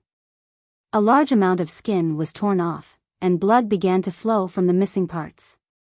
The current Snake King's entire face was covered in blood, his flesh becoming indistinct. Whoosh! The black robe unfurled, revealing the black-robed man's ugly face once again. He looked at his disciple lying in the snow with pity in his eyes, saying, "You should have died already, but I couldn't do it. Is it because of that man's influence?" He looked into the distance, where Fang Yixing's body was lying motionlessly, covered by the wind and snow. Home is family, and having someone waiting for you is home. That man had said this before. He had wandered around his entire life, and everyone avoided him like they were snakes or scorpions. However, there was a time in the depths of his memory where there were two thin black shadows waiting for him at the entrance of his courtyard every time he returned. Perhaps that was his family? That feeling of being waited for, was that the feeling of happiness? The feeling of being alive? It was precisely because they had experienced such happiness that both Fang Yixing and Wang Dong were brave and fearless, even willing to fight with their lives. This was because they cared too much about their lives and the opportunity to live, so they weren't afraid of death. Because they didn't want to die, they weren't afraid of death. It was very contradictory, but at this moment, the black-robed man felt that he had understood. Chapter 434. Fang Yan had seen the person with the most majestic spear momentum was Imo Qingdi, and the person with the most dangerous sword momentum was Qin Yibing. Today, he saw the person with the most explosive fist momentum. Every weapon, when used to the extreme, could unleash equally great lethality. For example, a pistol and a cannon. Of course, this was just a saying. This saying was only limited to cold weapons. For example, in Gu Long's novel, was Shaoli Fei Dao's knife faster or Shimen Shui Shui's sword faster? This kind of question would definitely make people scratch their heads. Boom, the storm fist lived up to its name. It was shaped like a hurricane with faint thunder. The fist wind sucked in the surrounding cold air and snowflakes, forming a layer of frost around the huge arc-shaped wind formation. As fast as lightning, it swept towards Fang Yan with an unstoppable momentum. Fang Yan didn't even have time to make a move to neutralize it before he was sent flying by the hurricane. Fang Yan's body soared into the air and flew backwards. Bang! His feet landed on the ground. The hurricane hadn't completely dissipated, pushing him backwards. Chi, the soles of Fang Yan's leather shoes stepped on the ice and snow, deeply embedded into the road. The soles of his shoes rubbed against the road, making a sizzling sound. Fang Yan used Thousand Catty Fall to stop his backward momentum, and then he regained his footing. The soles of his feet were burning with pain, but a wave of ice-cold sensation invaded the place where the pain was. Only then did Fang Yan realize that the soles of his shoes had been completely worn through, and his feet were standing on the gravel road. Seeing that Fang Yan hadn't been knocked down, Jin Donghai didn't panic. Instead he laughed and shouted, "Awesome. In 20 years, you're the only young man who could take my storm fist. Take another punch." As Jin Donghai spoke, his body once again clenched into a fist and rushed towards Fang Yan. His right hand clenched into a fist and directly smashed towards Fang Yan. His right arm suddenly became much thicker, and his exposed fist was crimson red. The buttons on his sleeves burst open, and his fist made a hissing sound, as if it was about to ignite. This was the leaving fire fist, a domineering punch. If one were to say that the storm fist had a soft and moist side, then the leaving fire fist would be the representation of extreme yang. There was no return, and there was no return. His fists were like flames, intending to incinerate all obstacles into ashes. This time, Fang Yan really respected Jin Donghai, the Southern Boxing King. Not because of his character, but because of his skills. Fang Yan could understand why a person could practice a fist technique to the peak. Because he felt that he was that kind of person. However, to be able to practice two completely opposite fist techniques to the peak, this was not something that could be achieved by talent alone. Respect didn't mean love. Fang Yen spread his legs apart, displaying the drunken crane riding the wind footwork that he learned from the old drunkard. Drunken crane rides the wind, moving as he pleased, ethereal and formless. It was easy to paralyze the opponent, making it difficult for the opponent to find his real body.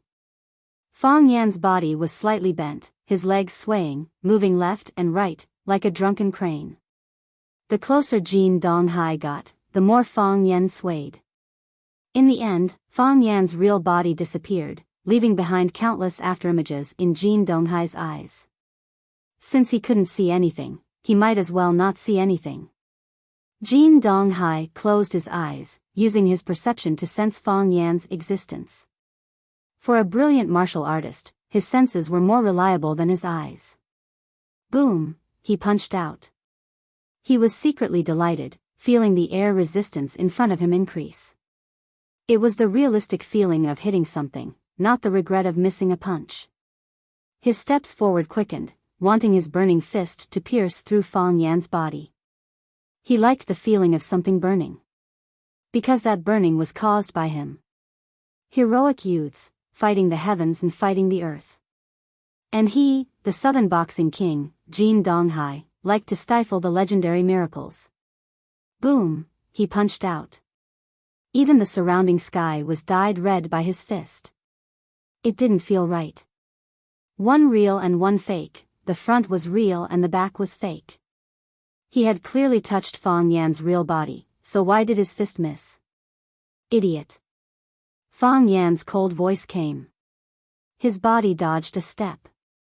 You fell into my trap.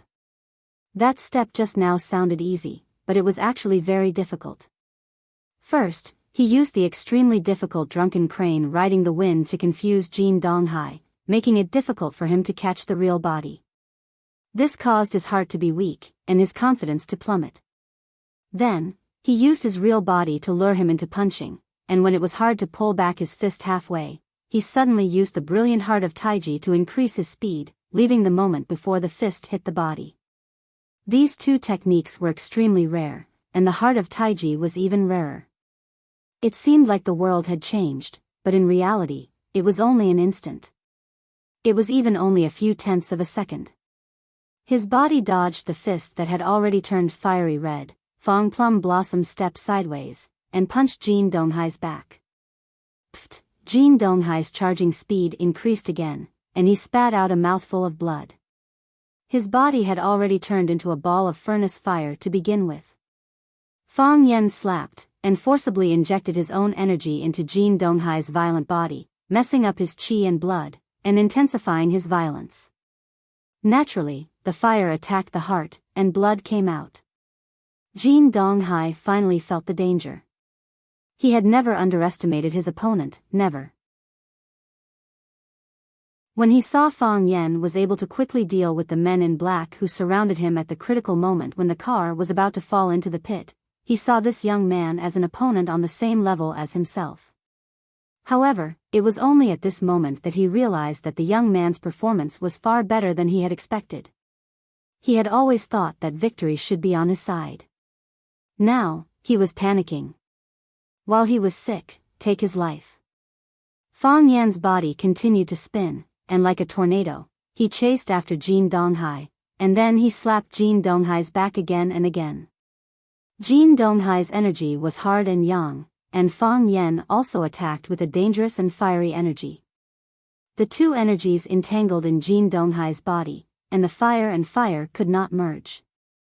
Jin Donghai felt that his internal organs were about to melt, and he could only spit out mouthful after mouthful of blood. Jin Donghai was seriously injured, but he still ran with all his might. He knew that if he was one step slower, he would be killed by that vicious guy. Fang Yan's toes touched the ground, and his body leaped high like a rock spreading its wings, and then he punched the back of Jin Donghai's head. Bang! The sound of something exploding could be heard. Fang Yan's body flew away, and he did not have time to look back. Nothing was more important than saving his father, including revenge. Since ancient times, loyalty and righteousness could not be both. To the black-robed man, the choice he had to face was more difficult than loyalty and righteousness. He was the Snake Lord, and also a snake slave. Was he loyal to his master, or was he loyal to his feelings? This was indeed a difficult question. His master was holding on to his snake eye, so if he dared to disobey his master's orders, his master could easily kill him. And his disciple, this was the most profound and unforgettable thing in his memory. The images in his mind were constantly being refreshed, and there was almost nothing worth remembering. However, the image of those two tiny people waiting for him to return while riding on the Dorzil was unforgettable. The black-robed man looked at the current Snake Lord with pity in his eyes and said, "Since you've already prepared yourself, then show me your best side." A Snake Lord should not be merciful at all. The current Snake Lord crawled up from the ground, his face covered in blood. He looked at the black-robed man standing in front of him, then bowed to him and took out a yellowed bamboo flute from his pocket. The bamboo flute let out a long and complicated sound, the strange tone repeated endlessly, making anyone who heard it feel drowsy. Then, something strange happened. The cold wind rose again, and the winter snow rose again. Rustling sounds came from the white snow, and countless animals poked their heads out of the snow. There were rattlesnakes with their tails swaying, scorpions with their entire bodies red, centipedes that seemed to be more than a meter long with countless feet, and countless green toads and star-spotted toads.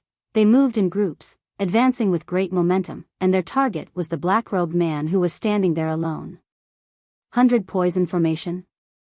The black-robed man had a gratified smile on his face and said, "You're even more outstanding than I thought." "Very good, that's my good disciple." The tone of the bamboo flute changed slightly, and the eyes of those awakened poisonous creatures turned blood red, and they began to attack the black-robed man. When the first poisonous snake was about to bite him, the black-robed man resolutely rushed toward the current Snake Lord. Snakes were flung out one after another, poisonous frogs were crushed, and centipedes were crushed one after another. The black-robed man's hands were flying, and some red or black medicinal foam was being sprayed out. His black robe fluttered, and every time it shook, the poisonous creatures that came close would turn around and flee. Then, under the urging of the music, they would charge forward again. One group fell to the ground, and another group would crawl back up and continue to advance. 100 poison formation, living beings do not approach. Once you enter the formation, you will not rest until you die. Whoosh, a strong light shone over. It was a car coming from afar. The car was using high beams, and the light illuminated the battlefield as bright as day. The current Snake Lord who was playing the bamboo flute and retreating, the black-robed man who was running forward, and the ugly creatures on the ground, clang. The car door was pushed open, and a young man dressed in white stood in the dazzling light. His entire body became tall and handsome, and his eyes shone brightly. The white-robed man coldly stared at the scene in front of him, and angrily shouted, "Swallow's Dock is a sacred place, and it's also a place where you vicious clowns can run wild?" Chapter 435. All ugly people were afraid of mirrors, and all ugly things were afraid of the light. Under the illumination of the light, the red-eyed venomous creatures panicked and had nowhere to hide. Their narrow triangular eyes, their hairy centipede legs, their hair-raising starry spots, and their protruding poisonous scars were all presented to the world.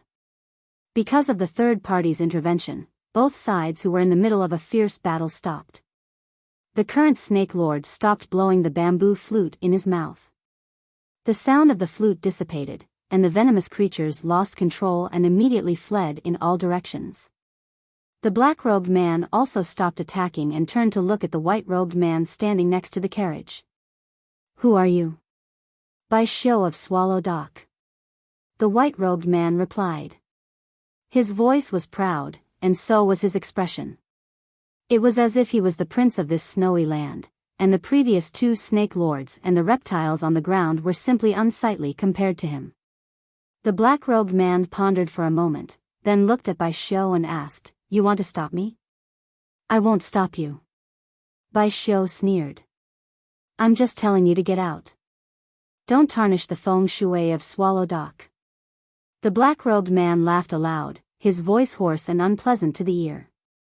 Are the people of Swallow Dock all so condescending and insufferable? He knew 2 people from Swallow Dock.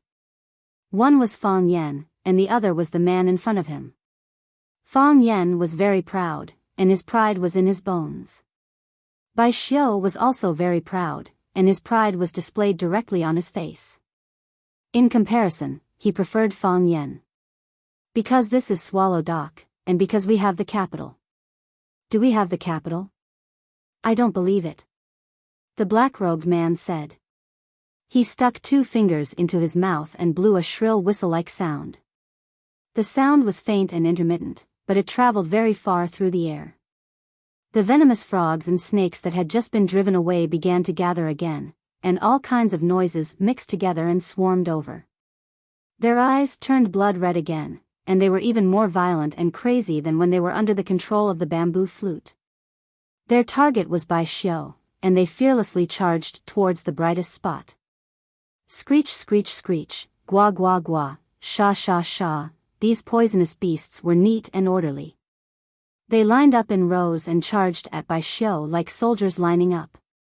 Insignificant skill. Bai Xiu's handsome face was cold, his brows raised, and his voice was like the roar of a dragon and the roar of a tiger. A bunch of vile creatures want to enter the hall? Bai Xiu reached into his robe, and a silvery white light flashed. It was a soft sword tied to a belt. Shwa, blood splattered everywhere. The heads of the snakes, the toads, and the legs of the centipedes were all chopped off. It was as clean as a knife cutting through tofu. Bai Xiu's body was untainted. His clothes were as white as snow, and his sword was like a rainbow. Instead of retreating, he advanced, taking the initiative to charge towards the place where the poisonous creatures were gathered. Whoosh! Whoosh! Whoosh! Bai Xiu slashed again and again, unleashing 119 strikes in a row. He was like a murderous Azura, a war god from hell.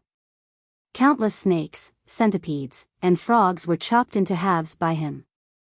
Everywhere Bai Xiu passed, there were countless limbs, flesh and blood flying. Behind him, a path paved with blood and severed limbs was carved out. The white snow was melted by the hot blood, and the ground was dyed red.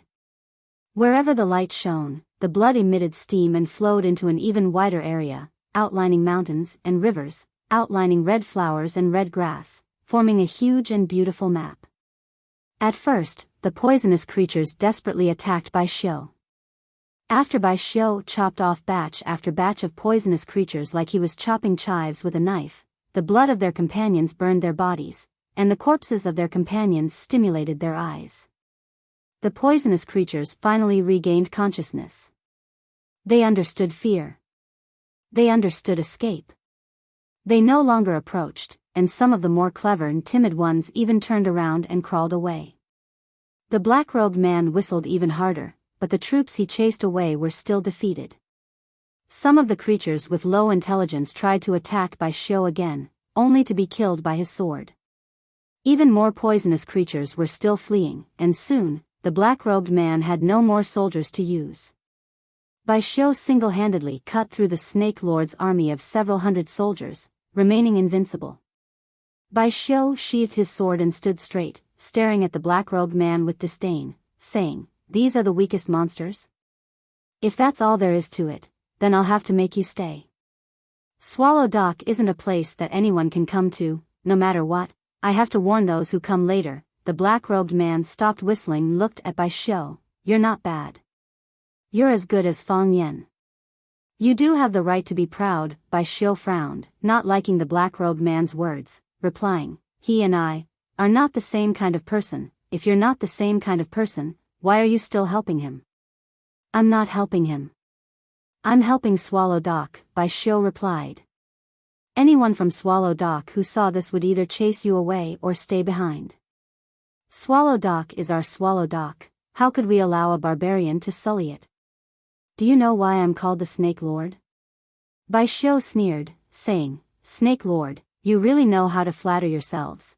You're just a monster who spends all day rolling around with a few poisonous snakes and insects, and you still have the nerve to call yourself a king?" After a pause, Bai Xiu looked at the black-robed man's withered eye socket that had been dug out, saying, "You're not a snake lord, you can only be called a snake slave, right? You're just a monster who kills for others." The black-robed man's expression became ferocious, saying, "Killing is but a matter of nodding one's head to the ground. To humiliate one to this extent, then let's fight to the death." The snake lord was indeed a snake slave. But to go from a noble snake lord to a slave without freedom and thought was a great humiliation to them. He could say that he was a snake slave, but he hated others calling him a snake slave. Just like how a person could say that they were fat and ugly, but they didn't like others saying that they were fat and ugly. Bai Xiu's words struck the heart, thoroughly enraging the black-robed man. Even the current snake lord's face was flushed, his expression ashamed and resentful, wanting to rush over and fight Bai Xiu several times. He was also a snake slave, even if he and his master had different masters, but this didn't change the fact that he was a snake slave. The black-robed man spread his hands, his black robe fluttering, like a bat about to spread its wings and fly. A dozen or so tiny red snakes the size of a pinky shot out from the black robe, splitting into 4 directions and attacking Bai Xiu. The black robe shook again, and another white snake with a horn on its head jumped onto the ground. Its 2 tiny antennae looked around, then began to move towards Bai Xiu. The speed at which it moved was very slow, as if it was worried that Bai Xiu would stomp it to death. The dozen or so red snakes circled around Bai Xiu like a dozen mice, their speed getting faster and faster, forming an illusory red line. Only when the long-horned white snake saw that Bai Xiu was surrounded by its companions did it move a few steps closer to Bai Xiu. But it still refused to approach. Bai Xiu held his sword with one hand, standing in place without moving. The white snake's antennae swayed, its mouth emitting a hurried, chirped sound. Whoosh! The red line was cut, and a red snake suddenly leaped up, pouncing towards Bai Xiu's neck from behind. The other dozen or so red snakes leaped up at the same time, flying towards Bai Xiu from all directions. Front, back, left, right, head, calf, crotch, every important part of his body was coveted by a red snake. Pooh! The dozen or so venomous snakes spat out red venom at the same time. The venom spread out, forming a giant poisonous web. These red snakes were known as life snakes, raised by poisonous blood since childhood, and were the life-saving venomous snakes raised by every snake monarch. They didn't grow in size, only venom. As their bodies became redder, the venom became thicker and thicker. When all these little snakes turned red, the venom became the purest form of poison. It could corrode clothes and skin, injure flesh and bones. Bai Xiu's body spun, the long sword in his hand dancing in an airtight dance. Whoosh whoosh whoosh whoosh, one by one, the red snakes were cut in half, and the bright red venom sprayed out even more wildly. At the same time, the long-horned white snake also moved. Its body was full of fat, but its speed was incomparably fast. Its crawling posture made it look like a meaty ball charging towards Bai Xiu, chirping as it ran. Boom! The long-horned white snake actually exploded, and the countless white fluids and organs in its body shot towards Bai Xiu. This was an explosive snake. It used its own body to destroy its prey, allowing its master to become the final winner. Explosive snakes could only be used once in their lives, and usually, they were fed on food, which resulted in their fat body. This kind of attack was truly impossible to defend against. Whoosh! When Bai Xiu finished his last slash, and the last red snake was cut in half, Bai Xiu's body finally stopped spinning. He frowned as he looked at the piece of flesh on his arm that was rotting at a visible rate. His long sword slashed horizontally, and the rotten flesh was instantly dug out. The rotten flesh fell to the ground, but it continued to rot until the bright red flesh turned into a charcoal black. Bai Xiu glanced at his arm, extremely dissatisfied with the black-robed man. He took out a bottle of white powder and poured it on the hole on his arm, then took out a clean handkerchief and carefully bandaged it. He even tied the bandaged handkerchief into the shape of a butterfly. He took off the white robe that had a few holes on it, as he didn't like old or dirty clothes. Right now, He was also a bit dissatisfied with his own body, coldly saying, "Just now, I wanted to keep you here for Swallow Fort, but now, I want to keep you here for myself, a hole on my arm, she probably won't like it." Chapter 436. Bai Xiu was a perfectionist. He didn't like things that weren't perfect. For example, a shirt with a small hole in it, a pimple on his face, a fruit tree that only blossomed but didn't bear fruit, a road that didn't have an end. These were all things that were hard for him to accept. He liked to read, and he read a lot of books. But he still felt that he didn't read enough, and that he didn't read enough. So he was still reading more and more books, and reading more and more books. On his way back, he encountered two people fighting, and because of a black-robed man, he had a piece of his flesh cut off. This was very imperfect for him. He needed perfection, and he needed to make his heart feel smooth and his thoughts clear. So, he decided to kill the black-robed man. Bai Xiu held the long sword in his hand, and walked towards the black-robed man step by step. He looked very relaxed, as if he was going to kill a chicken or a rabbit. With a leap, he floated up into the air. The long sword in his hand was raised high above his head, and he slashed at the black-robed man's head. Whoosh! The soft sword was infused with qi, and the sword let out a sound like a dragon's roar. The long sword swung, and its momentum was majestic. The black-robed man didn't dare to take it head-on. His black robe shook, and a poisonous white smoke sprayed out to conceal himself. At the same time, he retreated. Bai Xiu held his breath, and his body changed directions in the air, avoiding the attack of the white smoke. Like a rock spreading its wings, he chased after the black-robed man at an even faster speed. Still holding the long sword high, he slashed at the black-robed man's head again. It looked like this guy had obsessive-compulsive disorder. If he said he wanted to slash someone's head, he would do it. He couldn't stab the chest, couldn't chop off an arm, and couldn't stab an eye. He had to split the head in half.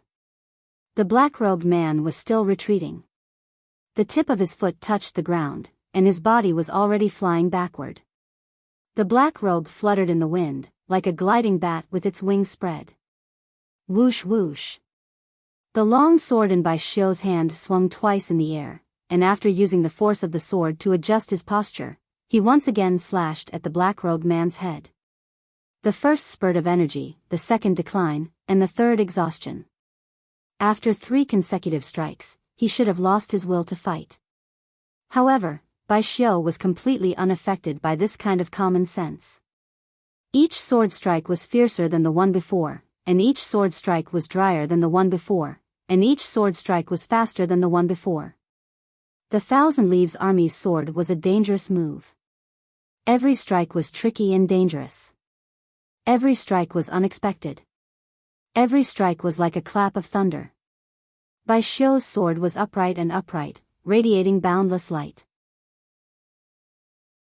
Nothing fancy, nothing complicated, nothing strange, and nothing showy.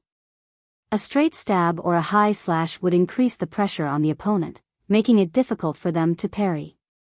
A heavy sword without a sharp edge, great skill without skill. Bai Xiu's swordsmanship had already reached a higher level, and he could be said to be a master of his generation. His body was like a swimming dragon, and his sword was like a rainbow. He went straight for the black-robed man. The black-robed man couldn't dodge in time. Just as the sword was about to strike his head, the robe on his body suddenly puffed up. Black Robe took the initiative to greet Bai Xiu's long sword, blocking Bai Xiu's line of sight.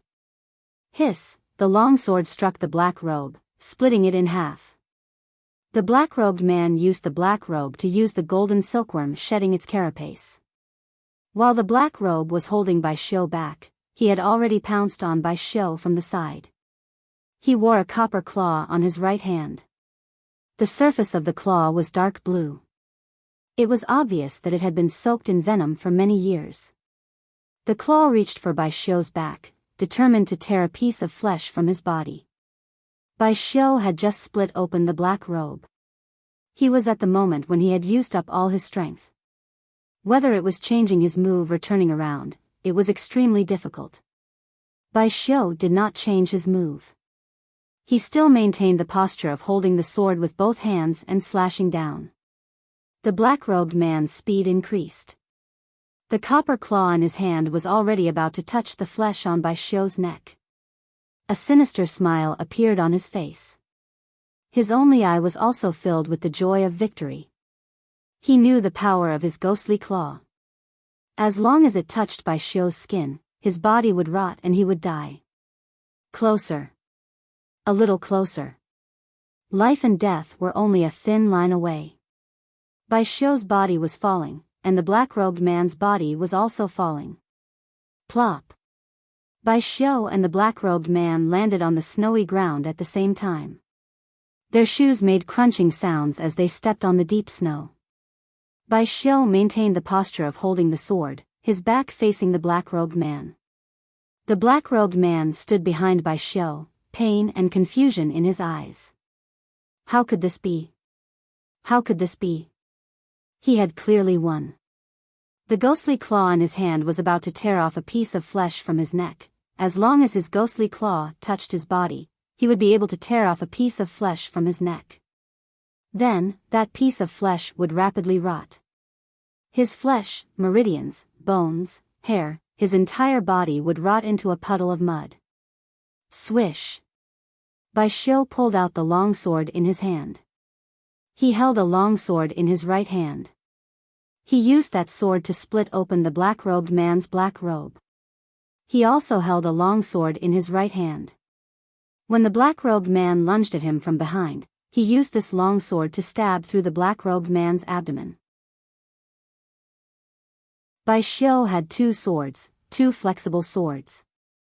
He purposely showed his back to the black-robed man, pretending that he couldn't turn around or change his moves. He lured the black-robed man to attack him, and then ended the battle in one fell swoop. Whether it was the timing, acting, or ruthlessness, they were all impeccable. Bai Xiu pulled the long sword away. Just as the black-robed man's abdomen was about to spurt blood, Bai Xiu kicked out and sent the black-robed man flying. Bai Xiu didn't like to be stained with blood. Poochie, the black-robed man's body fell to the ground, then slid on the ice until he hit a hard object. Shifu, the current Snake Lord, saw that his master was injured and hurriedly rushed in his direction. The current Snake Lord wanted to help the black-robed man up, but the black-robed man waved his hand to stop him. Master, how are your injuries? The current Snake Lord worriedly looked at the black-robed man and asked.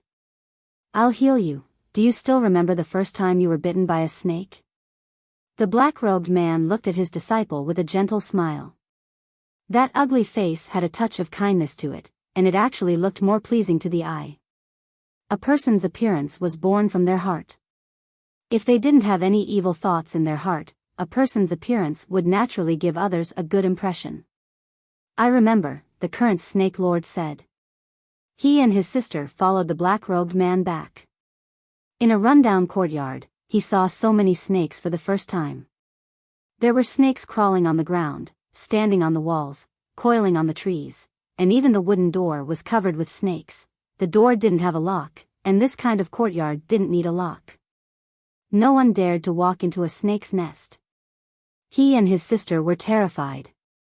When they turned around to run, a green-eyed snake fell on his head. He was about to open his mouth to scream, but the green-eyed snake bit his lips. That was the first time he was bitten by a snake. From then on, he formed a lifelong bond with these cute and cold animals. Before I brought you back, I didn't want you to raise snakes with me. I wanted you to stay at my place for one night and send you away the next day. Do you still remember how you reacted after being bitten by a snake?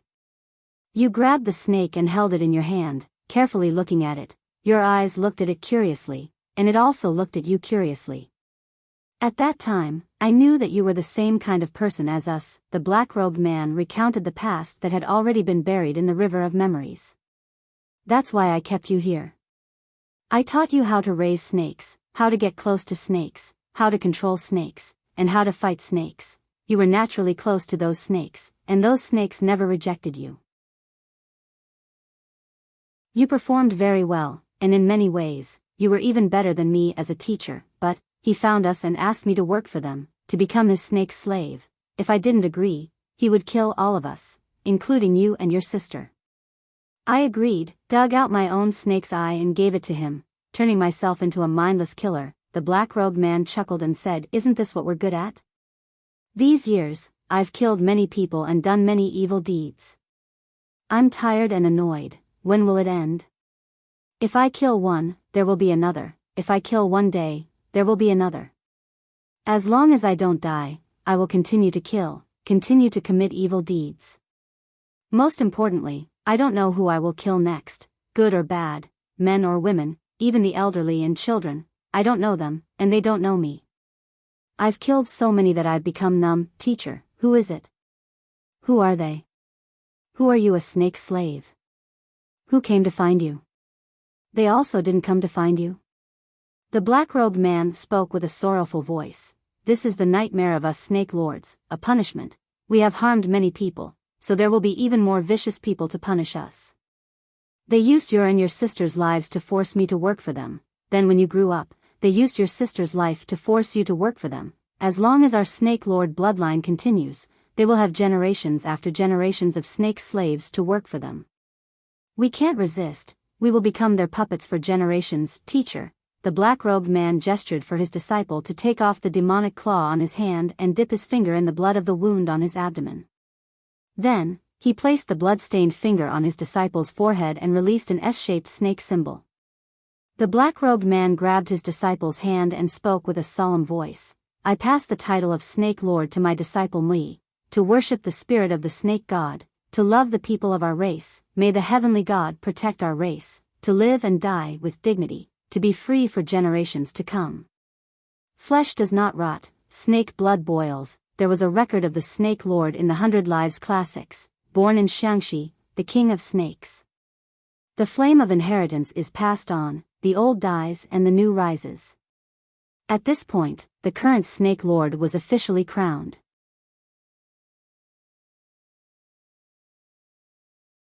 Chapter 437. The sky was getting darker and the wind was getting colder and colder. Even the snow that had stopped falling started to flutter again. Fang Yan had never hated winter in Yanjing so much. The car was stuck in the pit. Fang Yan could only run on his feet. The soles of his shoes were already worn out. Only the uppers tied to his ankles were a burden. He had already torn off the 2 rags. Fang Yan stepped on the ice with his bare feet. His bare feet collided with the surface of the ice, making a pa-pa-pa sound. His head was forward and his upper body was slightly bent, maintaining a high-speed charging posture. His face was stiff from the cold wind. His eyes were squinted from the snow. He was burning with anxiety, but his face was cold and calm. This was the most dangerous moment. This was the most important moment. The more dangerous and important it was, the more he couldn't make a single mistake. He ran too fast, like a ghost in the wilderness. Screech! Fang Yan's body came to an abrupt stop. Because he was running too fast, his feet spun a circle on the spot to keep his body straight. In front of him stood a man in black with a black mask. "I'm assassin," the man in black said. Fang Yan didn't say anything and rushed toward the man in black. No one could stop him, be it the Fist King or assassin, Yama or God. He had to save his father. He had to save his father. Unless his father died. Unless he died. The flame was passed on. The old died and the new was established. In other words, only when the old Snake King died would a new Snake King be born. The current Snake King naturally understood this. It was because his master had disappeared for many years that the outside world thought he was dead. That was why he was called Snake King. Of course, it was just a coronation among the people. He didn't get the blessing of the previous Snake King. Now, the black-robed man was dipped in God's blood, drew a snake talisman, and personally passed the position of Snake King to his disciple. This ceremony was simple and important. Master, the current Snake King, the only Snake King, grabbed his master's hand and shouted in a sorrowful voice. You'll be fine. Nothing will happen to you. When you were not here, I also learned some medical skills and some voodoo. I can help you heal. You won't die. I can't let you die." He took out a bunch of medicine bottles from his pocket, uncorked them, and poured all the red and white powders onto the wound on his master's abdomen. His black clothes had long since been dyed a brownish red. Blood was flowing out of the wound.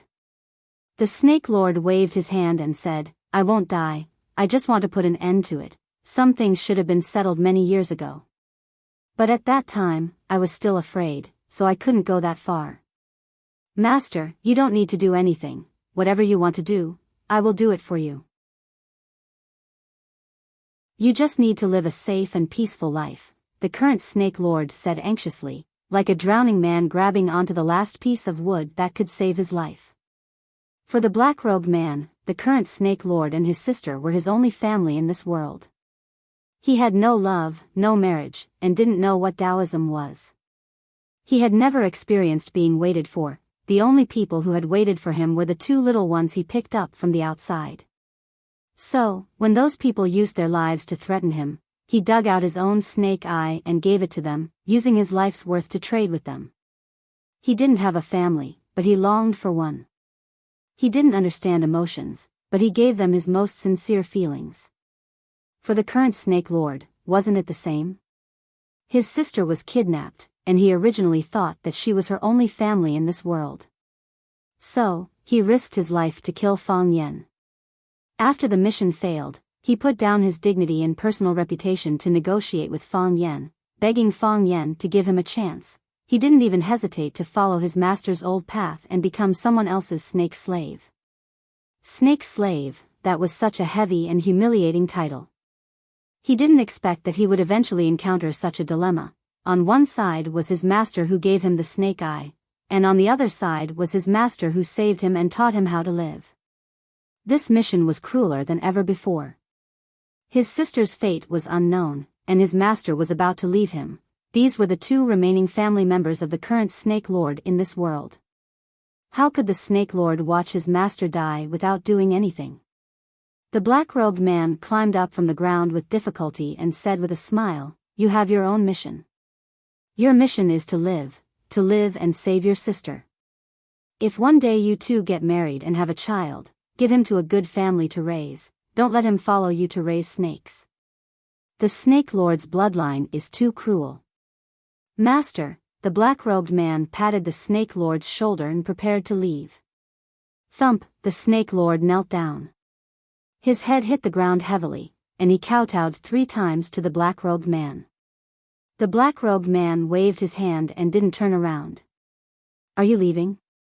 Bai Xiu stood in front of the black-robed man with his sword and coldly said, "I don't agree." He said he would kill the black-robed man, so he would kill the black-robed man. He must do what he said, even if he only said it to himself in his heart. Perhaps the black-robed man had his own tragic fate, or perhaps he had his own difficulties. But who cared? He ran into Swallow Fort's territory to commit murder and arson. This was a huge crime. He had to make him stay for Swallow Fort. Anyone from Swallow Fort who saw him must think of a way to make him stay. The black-robed man had his own family to protect, while Bai Xiu had his own standpoint to uphold. One in black and one in white, one in the dark and one in the light, they were natural enemies. The black-robed man stopped, looked at the undisguised killing intent in Bai Xiu's eyes, and said softly, "I'm already a dying man. If you let me go, perhaps it'll be good for everyone. I'll fulfill a wish, and you'll get rid of a problem. For you, a crisis will be averted. For Fang Yen, one less opponent. First of all, your wish is not my wish. Second of all, the crisis you speak of is not a crisis for me. As for whether Fang Yen has one less opponent, that has nothing to do with me. I think he'll be more than happy to kill his enemies himself." Bai Xiu was not moved by the black-robed man. "You can't leave." He was a gentle person on the outside, but stubborn on the inside. Once he made up his mind, he would not change it. Except for the one standing in front of him was his mister. His mister. The black-robed man showed a regretful expression, saying, why do you think you can definitely make me stay? Just because you stabbed me with your sword? Do you understand the meaning of the Snake Lord? Have you experienced the true power of the Snake Lord? The youngsters of Swallow Fort are a bit overconfident. Sometimes it's really annoying. Why not try? Bai Xiu proudly said. Bai Xiu's stab was extremely ruthless, piercing through the black-robed man's abdomen. Even after the Snake Lord poured all of his medicinal powder on the wound, it alleviated the black-robed man's injury. However, this was not enough to completely stop the bleeding. The black-robed man ignored the wound on his abdomen and took the initiative to rush towards Bai Xiu. Bai Xiu also stabbed forward with his sword, aiming for the black-robed man's chest. One was like a ferocious tiger hunting its prey, the other like a butterfly plucking flowers. One was fierce, the other light. Their bodies were about to collide in an instant. What was surprising was that the black-robed man was unarmed, and actually used his own flesh and blood to meet Bai Xiu. Whoosh whoosh whoosh, the long sword in Bai Xiu's hand trembled, producing a dozen or so sword sparks. The tip of the sword was like a snake's head, looking for the most suitable place to attack. The black-robed man punched out, his arm striking towards the long sword in Bai Xiu's hand. Whoosh, the wind from the punch was sharp and domineering. The flexible sword in Bai Xiu's hand changed from a stab to a slash. He only needed one slash to take away the black-robed man's arm. However, his eyes turned cold, and he once again changed from a slash to a stab.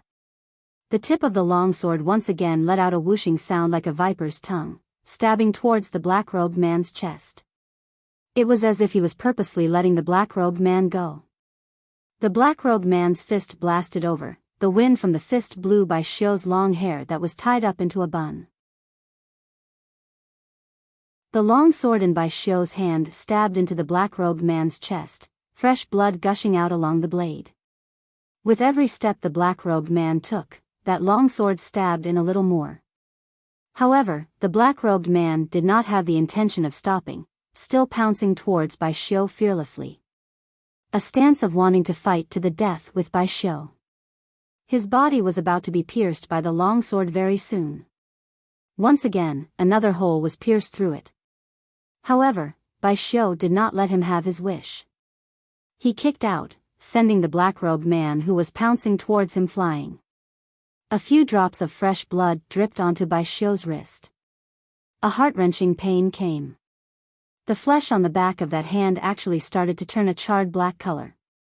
The Snake Lord actually turned his own body into a medicinal storehouse, and that red blood became a murderous poison.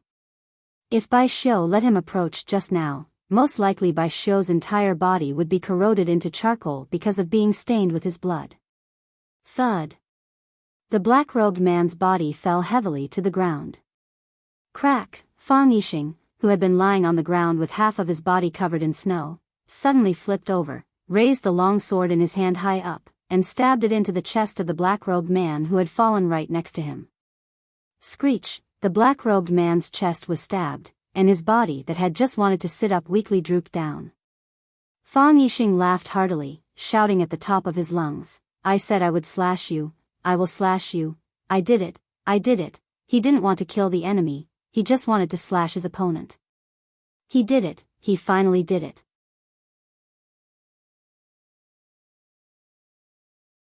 Chapter 438. Huaxia's proverb says, "The spear is the king of all weapons, the sword is the king of all weapons, and the rod is the leader of all weapons." The old drunkard was cleaning his spear. It was a silver spear, made of refined steel. The tip of the spear reflected a cold light. The old drunkard was good at using spears, but he rarely used them. The spear was heavy and slender, the spear's momentum was mighty and domineering. Once the momentum of the spear was connected, it would become an impenetrable spear formation. It fit the old drunkard's invincible image very well. However, the old drunkard hadn't used a spear for a long time.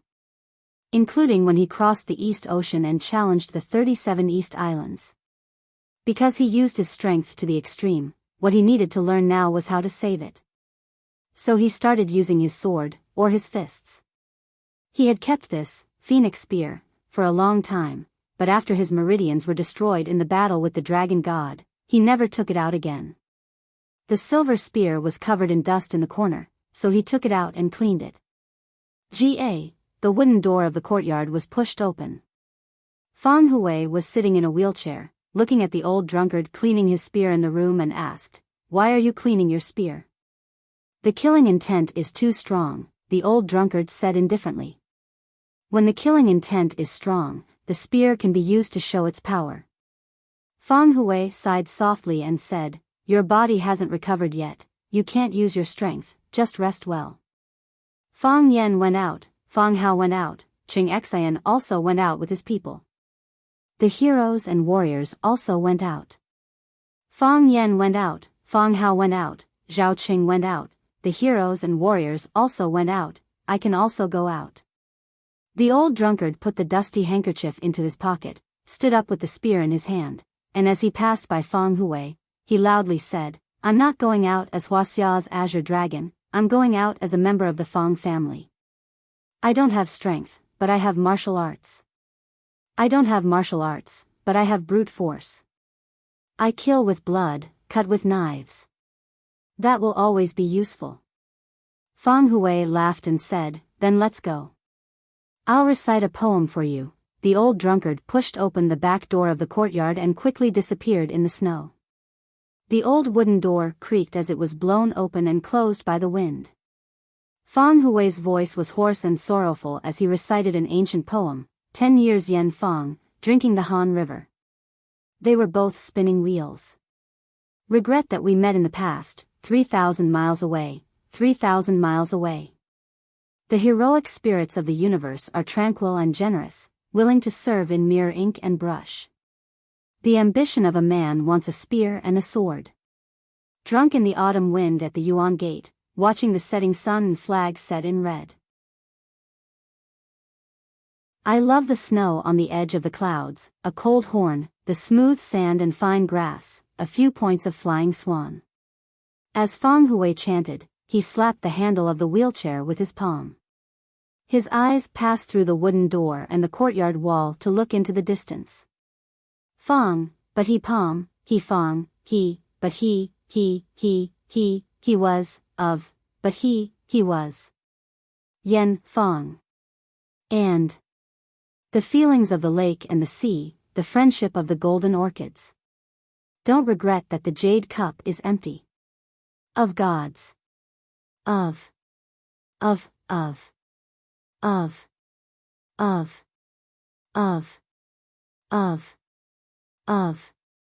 Protect the return of the Fang family's children. Heavenly gods and great immortals, ancestors of the Fang clan, please ensure the return of the Fang clan's youngest daughter. Protect the return of the Fang family's children. Heavenly gods and great immortals, ancestors of the Fang clan, please ensure the return of the Fang clan's youngest daughter. Protect the return of the Fang family's children. Again and again, again and again. Like an old crow cawing, like a cuckoo crying blood. As expected of an assassin. He was very fast. It was so fast that it was unbelievable. The only flaw was that this idiot had chosen the black invisibility cloak for the sake of showing off. Did he not know that on the vast expanse of white snow, black was the most conspicuous color? Fang Yan felt very strange. How did the mastermind find so many experts to attack him? He was just a nobody, was it worth it? He already understood that this was an ambush aimed at him. Their target was not his father, Fang Yixing. Fang Yixing was just a scholar.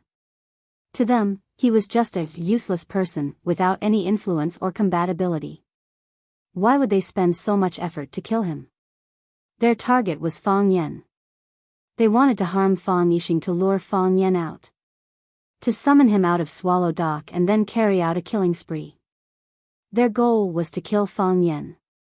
From the traps they had set up and the experts they had arranged, it could be seen that they would not stop until they achieved their goal. Fang Yan was the victim. He did not have any choice. If he could, he was willing to sacrifice everything, spend billions of his family's wealth, give up his dignity and honor. He was willing to kneel to this black-clothed man and the experts he might face next. As long as they were willing to let him go. As long as they gave him time to save his father.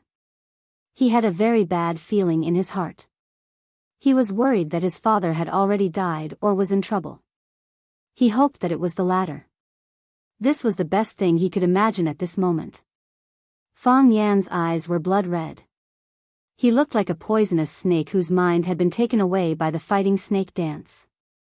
He was so anxious that his face was red and his eyes were bloodshot. The assassin's attack failed again. The scimitar in his hand drooped down. It looked weak. His eyes that were covered by the black gauze were filled with shock and disbelief. There was actually someone who could avoid his cross slash. 1 slash, 10 slashes, 10 slashes. 10 slashes were unleashed in an instant. It sealed off all the routes of attack or retreat. How did he avoid it? He panted lightly. He used a special method to quickly adjust his breathing so that his body was in the best state. After every charge, there would be a period of emptiness. He needed to use his strength and fighting spirit to fill up this period of emptiness. Otherwise, it would give the opponent an opportunity to take advantage of him. The assassin rushed out again. He raised the scimitar in his hand high.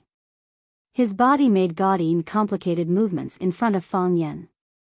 Fang Yan's body rushed forward, straight into the saber array created by his dozens of slashes. When Fang Yan retreated again, the scimitar was in Fang Yan's hand. The saber was not stained with blood. It was as if it had never been used. A thin red line appeared on the assassin's neck. The thin line became thicker and thicker. Then blood spurted out. The assassin's eyes widened. Even now, he still did not understand what had happened. What he did not know was that no matter how fast he was, he had to stop in Fang Yan's Tai Chi domain. The disguise he made could not deceive Fang Yan's heart of Tai Chi whether he took the X line or the S line. Fang Yan only needed to find the line between him and himself. Snatched the saber. Kill. Just in an instant. Fang Yan threw the scimitar in his hand to the ground. Then he rushed forward again. Fang Yixing would not sympathize with the black-robed man. For him, the black-robed man was his biggest enemy at the moment. Whether it was kidnapping Zhou Fan and poisoning him, or intercepting and killing him on the way, he had countless reasons to kill him. A good person? What kind of good person would use such a vicious trick on an old and young family? Fang Yixing was the head of the family. He had the responsibility and obligation to ensure the safety of his family and protect his loved ones from harm. Even if he was not strong enough, he would not abandon such a responsibility. However, Fang Yixing knew that he was not strong enough. He knew that he had no chance of winning against the black-robed man. Therefore, he tied the long saber to his arm and fused himself with the long saber. He would fight the black-robed man to the death. He was willing to give up his life. All he wanted was to slash the black-robed man with his saber. In that case, if Fang Yan encountered him, it would not be so difficult. He was afraid that the black-robed man would hurt his son. It was a very stupid, very barbaric, and very helpless way of giving up. Because, for a cultured person like Fang Yixing, this was the only thing he could do. However, he had never been able to do it. After he was sent flying by the black-robed man, he fainted for a long time. More than half of his body was covered in snow. The ice and snow on the ground froze his limbs, creating a natural bed of ice for him. Only when his head was about to be sealed by the ice and snow did he suddenly wake up. His body was weak and powerless. Even opening his eyes was a very difficult thing to do. He heard the black-robed man's voice. He also heard Bai Xiu's voice. Bai Xiu was the most outstanding young man in Swallow Fort. Of course, this evaluation had to be added, one of. After his son's heart of Tai Chi broke through again, he became a young man who could compete with Bai Xiu. Yiwen of the Yi family was also an outstanding young man. She was even known as the #1 person in the younger generation of the inner Jianghu. Unfortunately, she was a woman. This was such a pity for the Yi family. Fang Yixing knew very little about Bai Xiu. The two of them could only be considered acquaintances. He knew that Bai Xiu was outstanding and proud, but he did not know what kind of person Bai Xiu was. But he knew that Fang Yan did not like Bai Xiu. Because Bai Xiu had stolen the girl he liked the most. Fang Yixing did not move. He did not move at all. He was waiting for his strength to recover, waiting for the opportunity to slash. When the black-robed man was kicked away by Bai Xiu again, when the black-robed man happened to be lying next to Fang Yixing, his opportunity came. He flipped over and stabbed out with the blade he had dreamed of. He felt that he was complete. Shifu! Snake Sovereign shouted anxiously. The current Snake Sovereign had a smile of relief on his face, but he could no longer speak. Blood gushed out from his chest, drenching almost half of his body. He clenched one hand into a fist, and the energy in his body surged toward his head. Bang! Countless white dots flew out of the countless holes on his face. These dots were like silkworm chrysalises that stuck to Fang Yixing's face and body. They began to wriggle and quickly burrow into Fang Yixing's body. These were the ghost sorrow chrysalises that fed on human flesh, blood, and bones. The real Snake Sovereign was a vicious and venomous snake.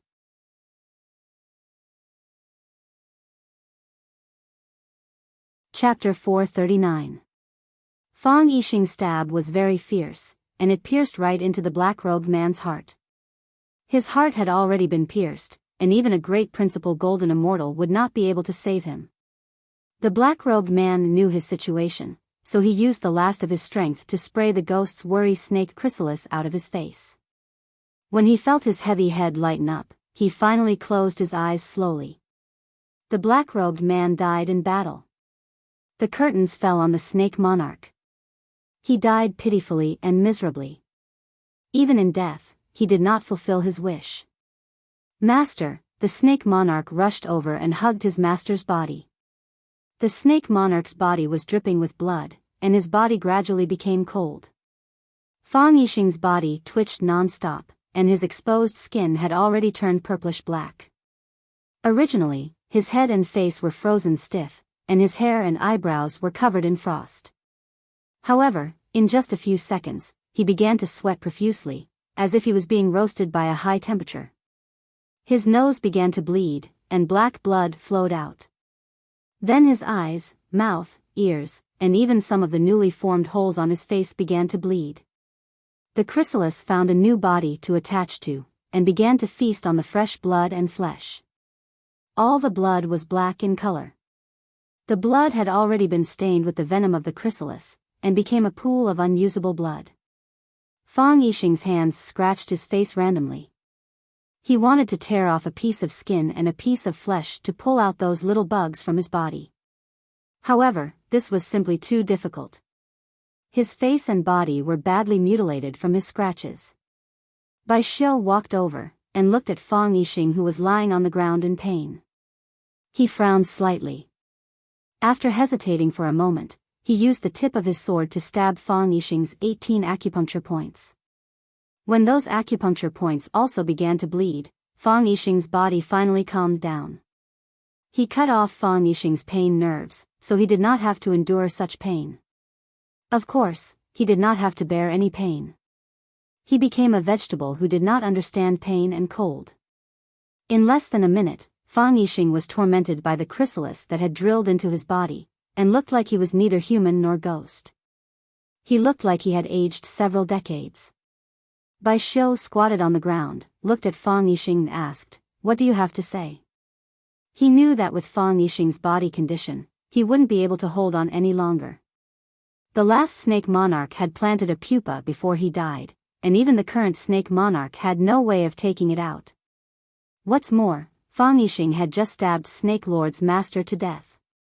Snake Lord might not be willing to help Fang Yixing take out the monsters in his body that made people want to die. Fang Yixing's face was covered in blood and he looked very scary. He looked at Bai Xiu with a fawning smile. She wasn't trying to curry favor with him, but rather, she was begging him to pass on her words. Because Bai Xiu was the only person he could entrust it to. I've always been proud of Fang Yan, proud to have such a son. He's very talented in the path of martial arts, and he's also very smart. I don't need to tell him this, he knows this.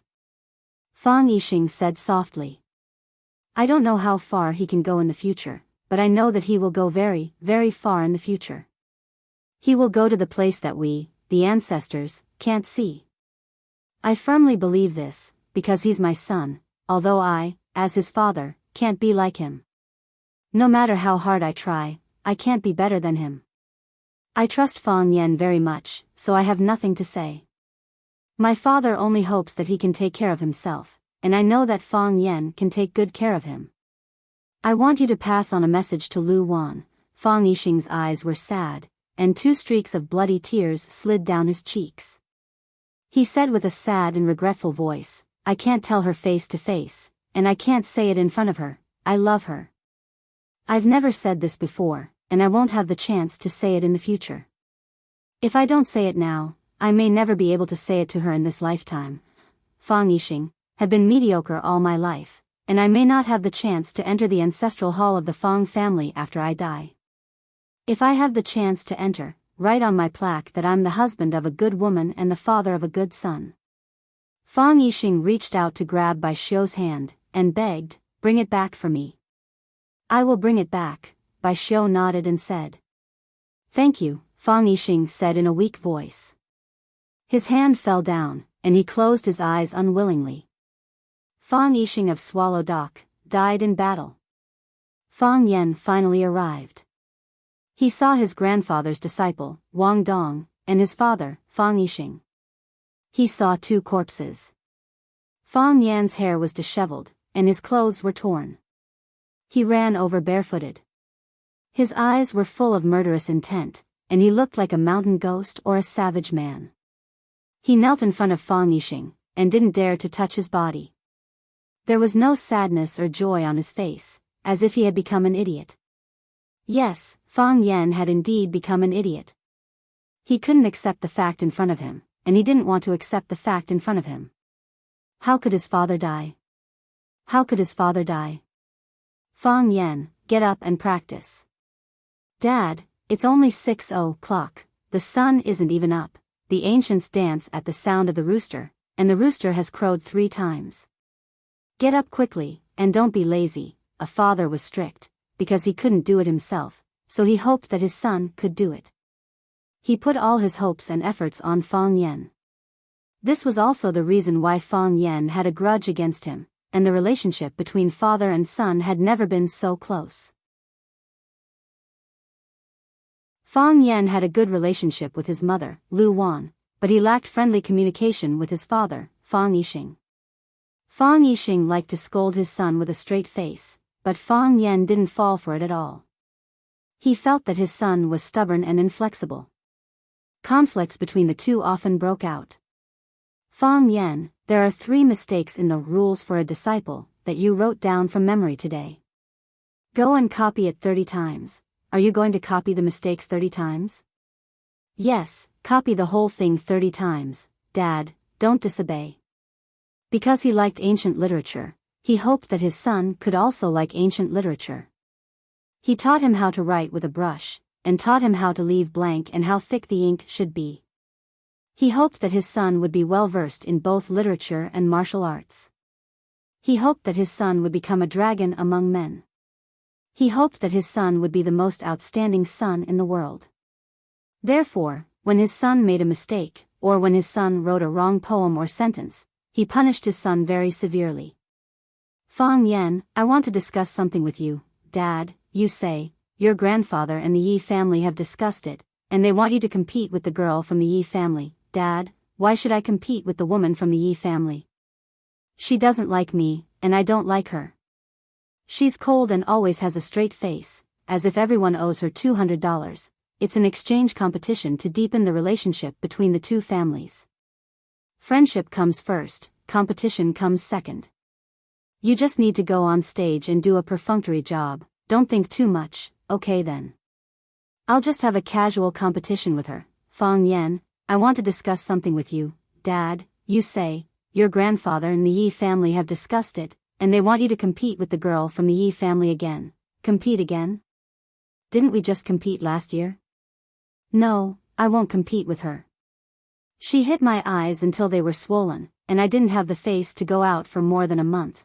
It's because you lost last year's competition, and your grandfather isn't convinced, so he wants you to compete with her again. Your grandfather is old, and his health isn't good. Why don't we just accommodate him? It hasn't been easy for the old man to live his life. Isn't he just fighting for his pride now? Dad, I'm afraid I can't beat her. That woman is too powerful. Her Yi family's fist is already at the 3rd rank. That won't happen. You are our Fang family's most talented Taiji successor. Even underestimate says that you are a martial arts genius. Your grandfather has pinned all his hopes on you, and I also believe that you can do it. What if I lose again? Impossible. What? Fang Yan is sick. Shoo, lower your voice. Our son has just fallen asleep. Just now his fever reached 39. 6. Tell me, what kind of lousy training method are you thinking of? What kind of method is not good? But you want him to take off his clothes and run along the shore of Shihizi, and use the snow to wipe his body. How low is the temperature today? How can the child not get sick on such a cold day? That's because his physique is too weak. If his physique is strong enough, would this bit of cold wind be enough to make him catch a cold? That won't do. Our Fang family doesn't have such a weak bone. When he recovers, we have to double the difficulty of the training. Don't you dare. The child is already so sick, and you're still thinking of how to torture him. I don't agree, and I won't allow you to train the child in such a way. You're just being unreasonable, do you know that? A loving mother will spoil her son. Fang Yixing slammed the door and left. When Fang Yan was half asleep, a gentle and honest man's voice came over. Fang Yixing held a bowl of black Chinese medicine and squatted beside Fang Yan's bed. He lowered his voice and said softly, Fang Yan, I made a bowl of medicinal soup for you. Come, drink the soup. You'll be better after you drink it. The medicine is bitter. It's not bitter. I specially added a piece of rock candy for you. Fang Yan, the weather is cold. Your mother told you to take care of your body. Fang Yan, have you been busy with your studies recently? Your mother told you to come back when you have time. She's been talking about you recently. Fang Yan, your mother said, this was a tough and gentle man. This was a man who was stubborn and tolerant with no bottom line. This was a man with great literary talent but was not good at expressing himself verbally. This was an excellent husband, a great father. Dad, Fang Yan hugged Fang Yixing's stiff body that was wrapped in ice and snow, shouting hoarsely. Tears gushed out like a fountain.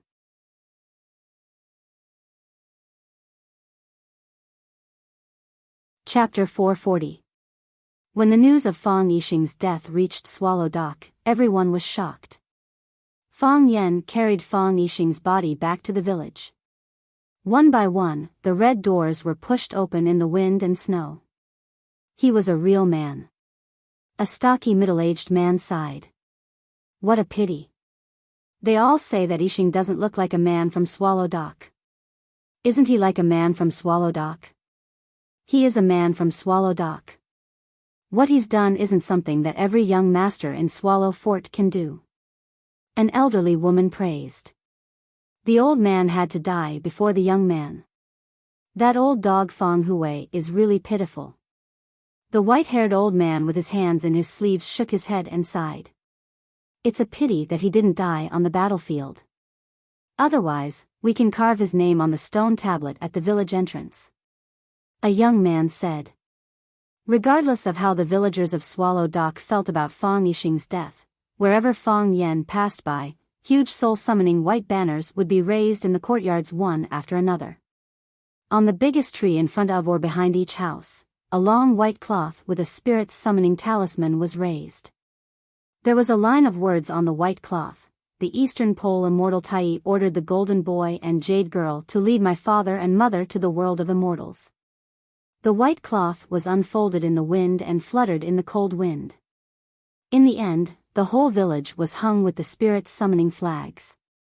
This phenomenon had just occurred not long ago. The sword god from East Ocean, Chiba Bin, died in battle. The villagers of Swallow Dock felt his loyalty and spontaneously hung white flags to summon his soul. This was a great honor for the villagers of Swallow Dock. Fong Yan's expression was stiff. His hands were no longer his hands, and his feet were no longer his feet. His face wasn't his face, and his heart wasn't his heart. Every step he took was like a machine without any emotion. Behind him, white banners rose up one after another. In front of him, there were many Fong family members lined up to welcome him. At the front of the line was Fong Hui. His hands tightly grasped the handle of the wheelchair. Because he used too much force, several pieces of the old paint were rubbed off. He didn't dare to look at his son's body in Fong Yan's arms. His eyes were red, and there were turbid tears in his eyes. He shouted in a hoarse and heroic voice, "A good man dies on the battlefield. He doesn't retreat or hide. He dies a heroic death. Raise the flag." First Aunt Fong Yisin and second Aunt Fong Yiling were crying uncontrollably. Lu Wan had already fainted from crying when she heard the news. Now he collapsed on the bed, unable to stand up. First Uncle Fong Hao, second Uncle Zhao Qingxin and a group of men ran over and took Fong Yixing's body from Fong Yan's hands. Then, he ran towards the coffin that had been set up in the inner room. According to the rules of Swallow Dock, the deceased had to be revered by their loved ones for 3 days before being buried. Fong Yan seemed to have lost his soul.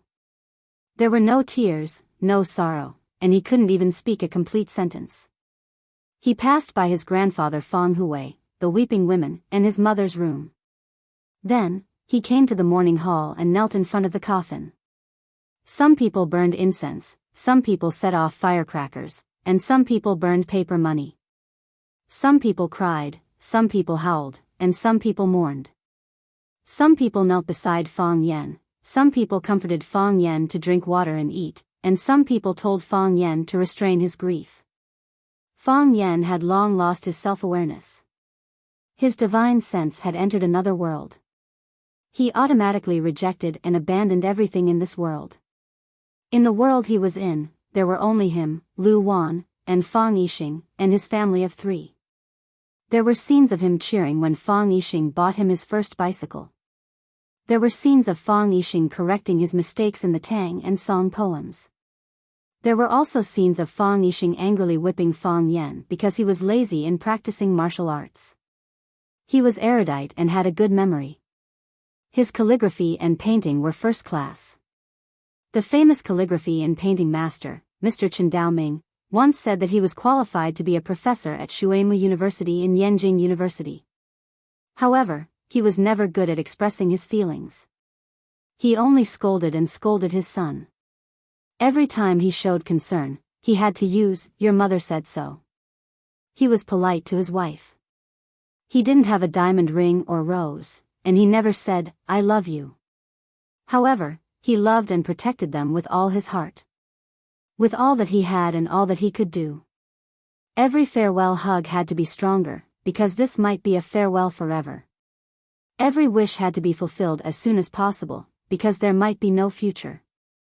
Yi Daoling returned. He took half a day out of his busy work and brought his daughter, Yi Zi, to pay respects to Fong Yixing. After he offered incense in front of Fong Yixing's memorial tablet, he looked at Fong Yan who was kneeling on the ground. He sighed softly and took his daughter's hand to leave. Yi Daoxian came, and he brought his son, Yi Fengsheng. Yi Daoxian offered incense. Yi Fengsheng knelt in front of the memorial tablet and kowtowed 3 times.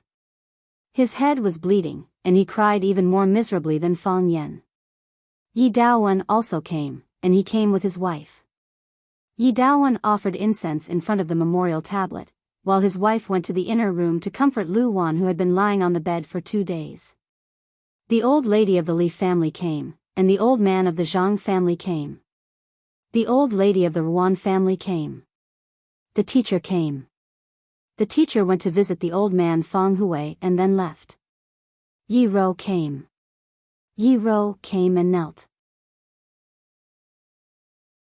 She knelt beside Fang Yan without saying a word. Her face was cold. Summer came. Jiang Qin and Yuan Lin also came after receiving the news.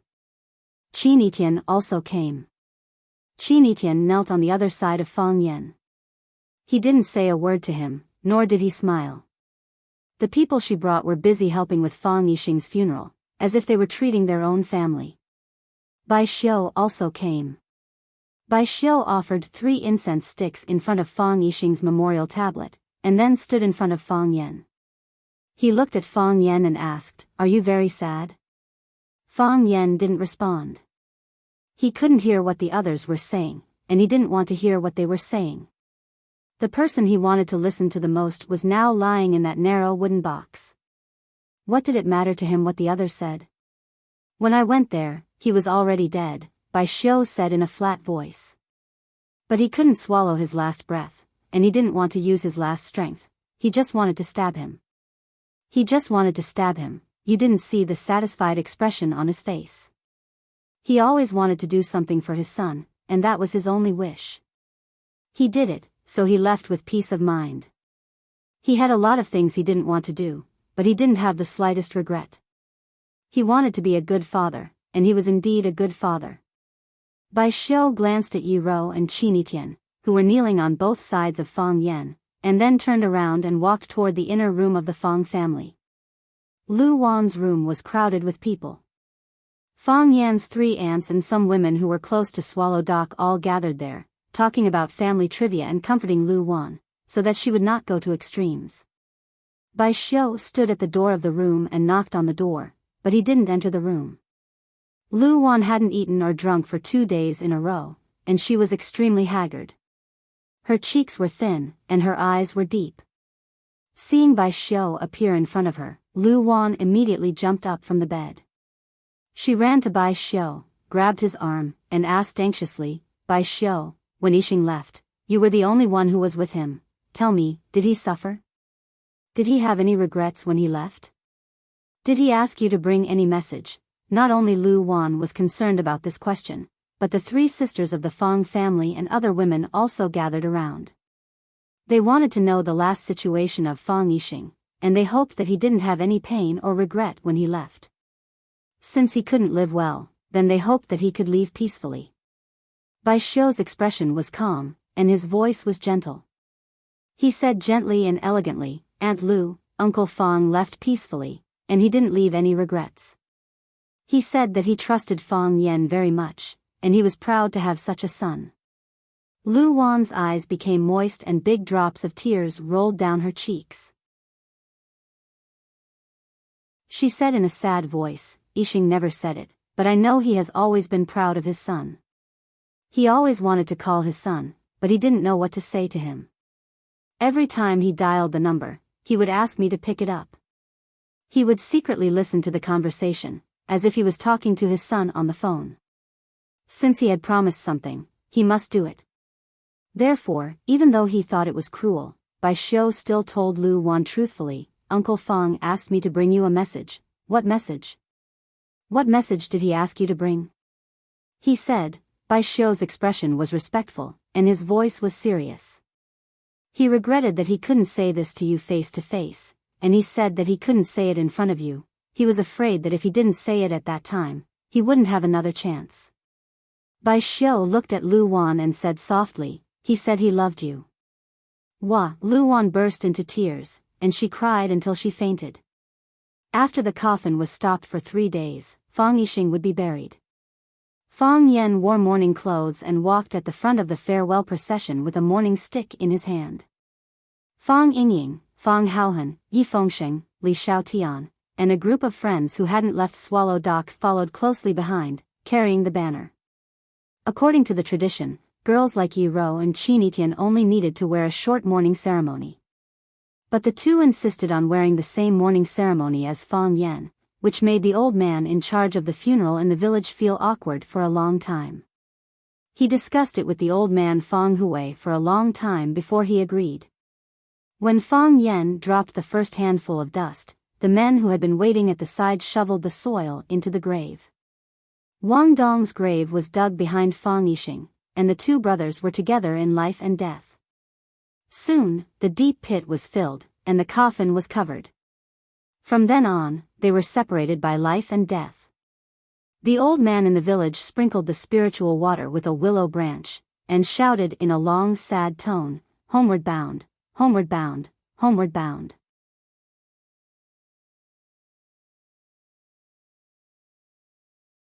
Chapter 441. Rosefinch Secondary. The best private secondary school in Huacheng. There was no other. The 10th of September was a joyous day for the new students.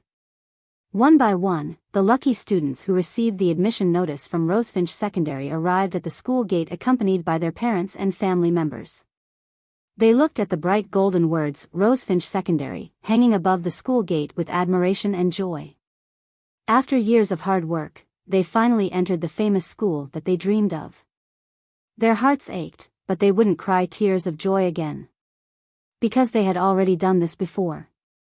Even the parents of the students couldn't help but stop their hurried footsteps and stand beside their son or daughter. They couldn't help but sigh proudly. It's not easy to enter Rosefinch High School.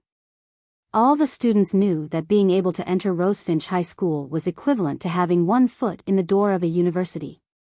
As for the other foot, it was just a matter of deciding which famous school to enter. Rosefinch Secondary had the most powerful teachers, the most advanced facilities, and the most open and free learning atmosphere. Here, no teachers would force you to learn anything. They would only guide you to take the initiative to be interested in a certain field. You could write poems or draw. You could practice calligraphy. You could be proficient in a foreign language. You could study history or chess. You could do whatever you wanted to do and unleash your passion for learning. Because you would find that when you do the things you like, you would need a lot of knowledge and preparation.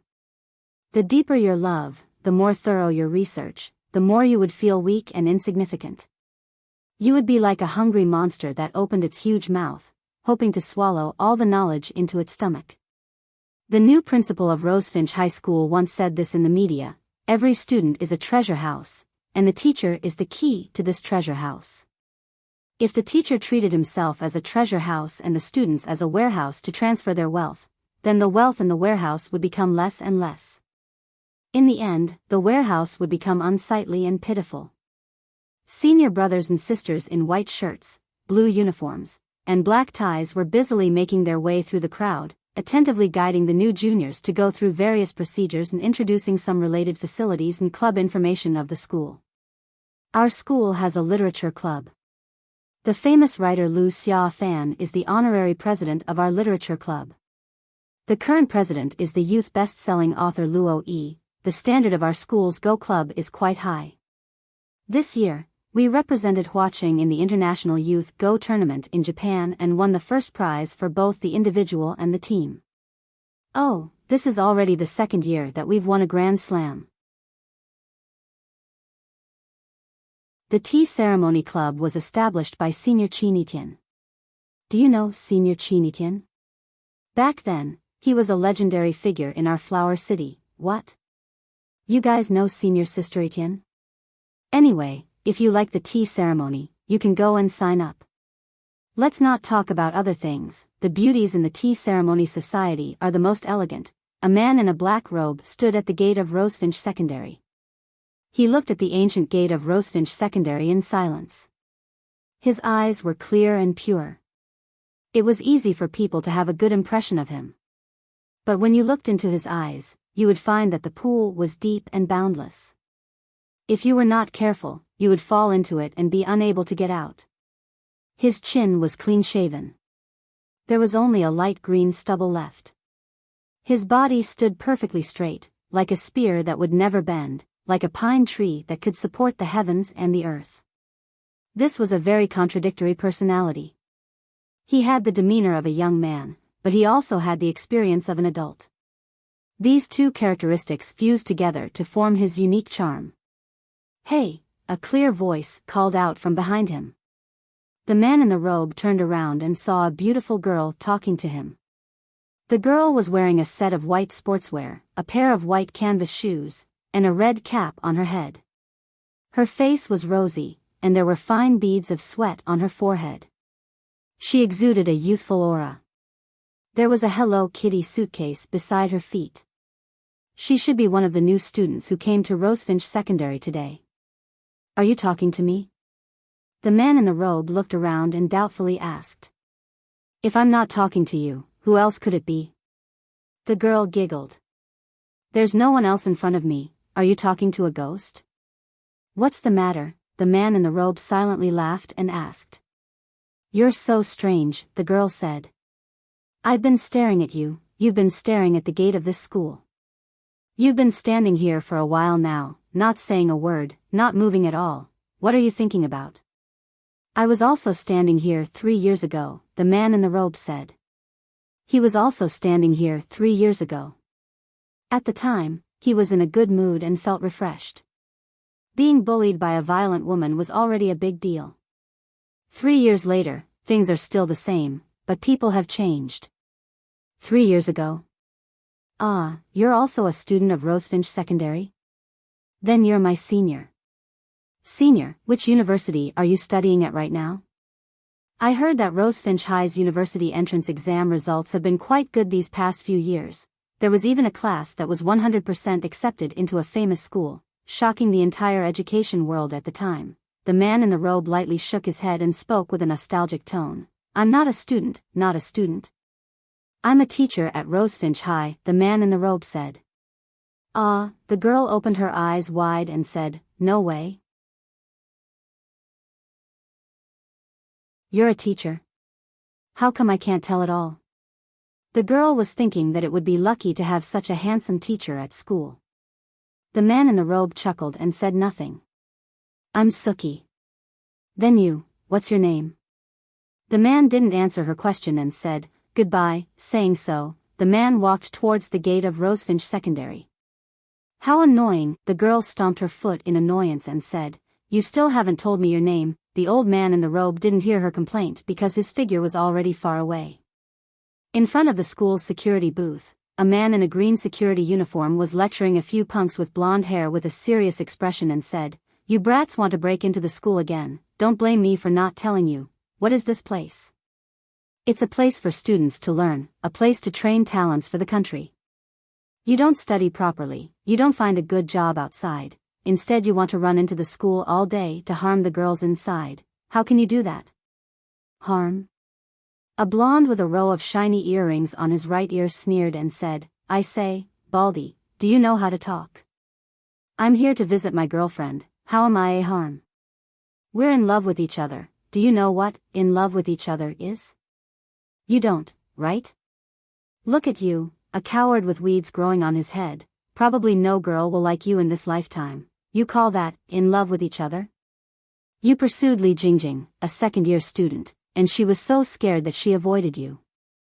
Because you guarded the school gate all day, Li Jingjing didn't dare to go home for several days. I say, you guys should do some good and let the girl study in peace, and not worry about you punks all day, or else, I'll send you to the police station. The punks looked at each other and then laughed. Brother Xing, he said he'll send us to the police station. I'm so scared. Police station? What is that place? Have we been there? Is there a buffet inside? Brother Xing likes to visit the police station when he has nothing to do. We're familiar with that place. Baldy, do you want me to take you in for a tour? The man with the earring pointed at Baldy with an arrogant expression and said, I say, Baldy, don't blame me, Brother Xiaoxing, for not giving you face. Since you've said it, then send me to the police station. If I beg you for mercy, you'll be my biological father. Baldy was so angry that his face turned red, and his body trembled. He pulled out the baton at his waist and said angrily, I'm telling you, as long as I, Baldy, guard the school gate, you hooligans won't be able to step into the school gate. I can't go in even if you guard the school gate, but you can't do anything outside the school, right? Is it illegal for me to pursue a girl outside the school? I don't care if it's inside or outside the school. I won't allow you to bully the students of our school, or else, I'll call the police and arrest all of you. Who do you think you are? You're just the school's security captain, not Watching's police chief. Damn Baldy, you can't control me. Before the earring man's voice died away, his body had already left the ground. He wanted to speak, but he found that the back of his neck was being strangled. He couldn't struggle, couldn't speak, and even had difficulty breathing. His lackeys saw that their big brother was being humiliated, and immediately rushed toward their target. Bang! The first hooligan who rushed up was kicked away. He was flying freely in the air, and it seemed that he wouldn't land for a while. Crack! The second hooligan who rushed up was punched in the nose, and the sound of his nose breaking was sharp and ear-piercing. Paw! The third hooligan who rushed halfway wanted to turn around and run away, but his butt was kicked. His body rolled on the ground, and then he fell to the ground in an extremely embarrassing manner. The other hooligans were silent, and their faces were full of fear. They stood still and didn't dare to move. The man in the robe pulled out the little black tie from the earring man's neck, and skillfully tied his hands and feet with the bundling technique, making him look like a dumpling. Then he carried the big dumpling and hung it on the old locust tree at the entrance of the conservative pavilion, and said, "Hang it here, is the tree okay?" He was afraid that the old locust tree couldn't bear the weight of the earring man's body, and the trunk would be crushed. Baldy's eyes were red, and he rushed up to pull the arm of the man in the robe, and said in a choked voice, "Fong Yen, you're finally back. You're tuning into the Romantic Tales YouTube channel. Don't forget to subscribe and join us on this journey to catch the most captivating stories."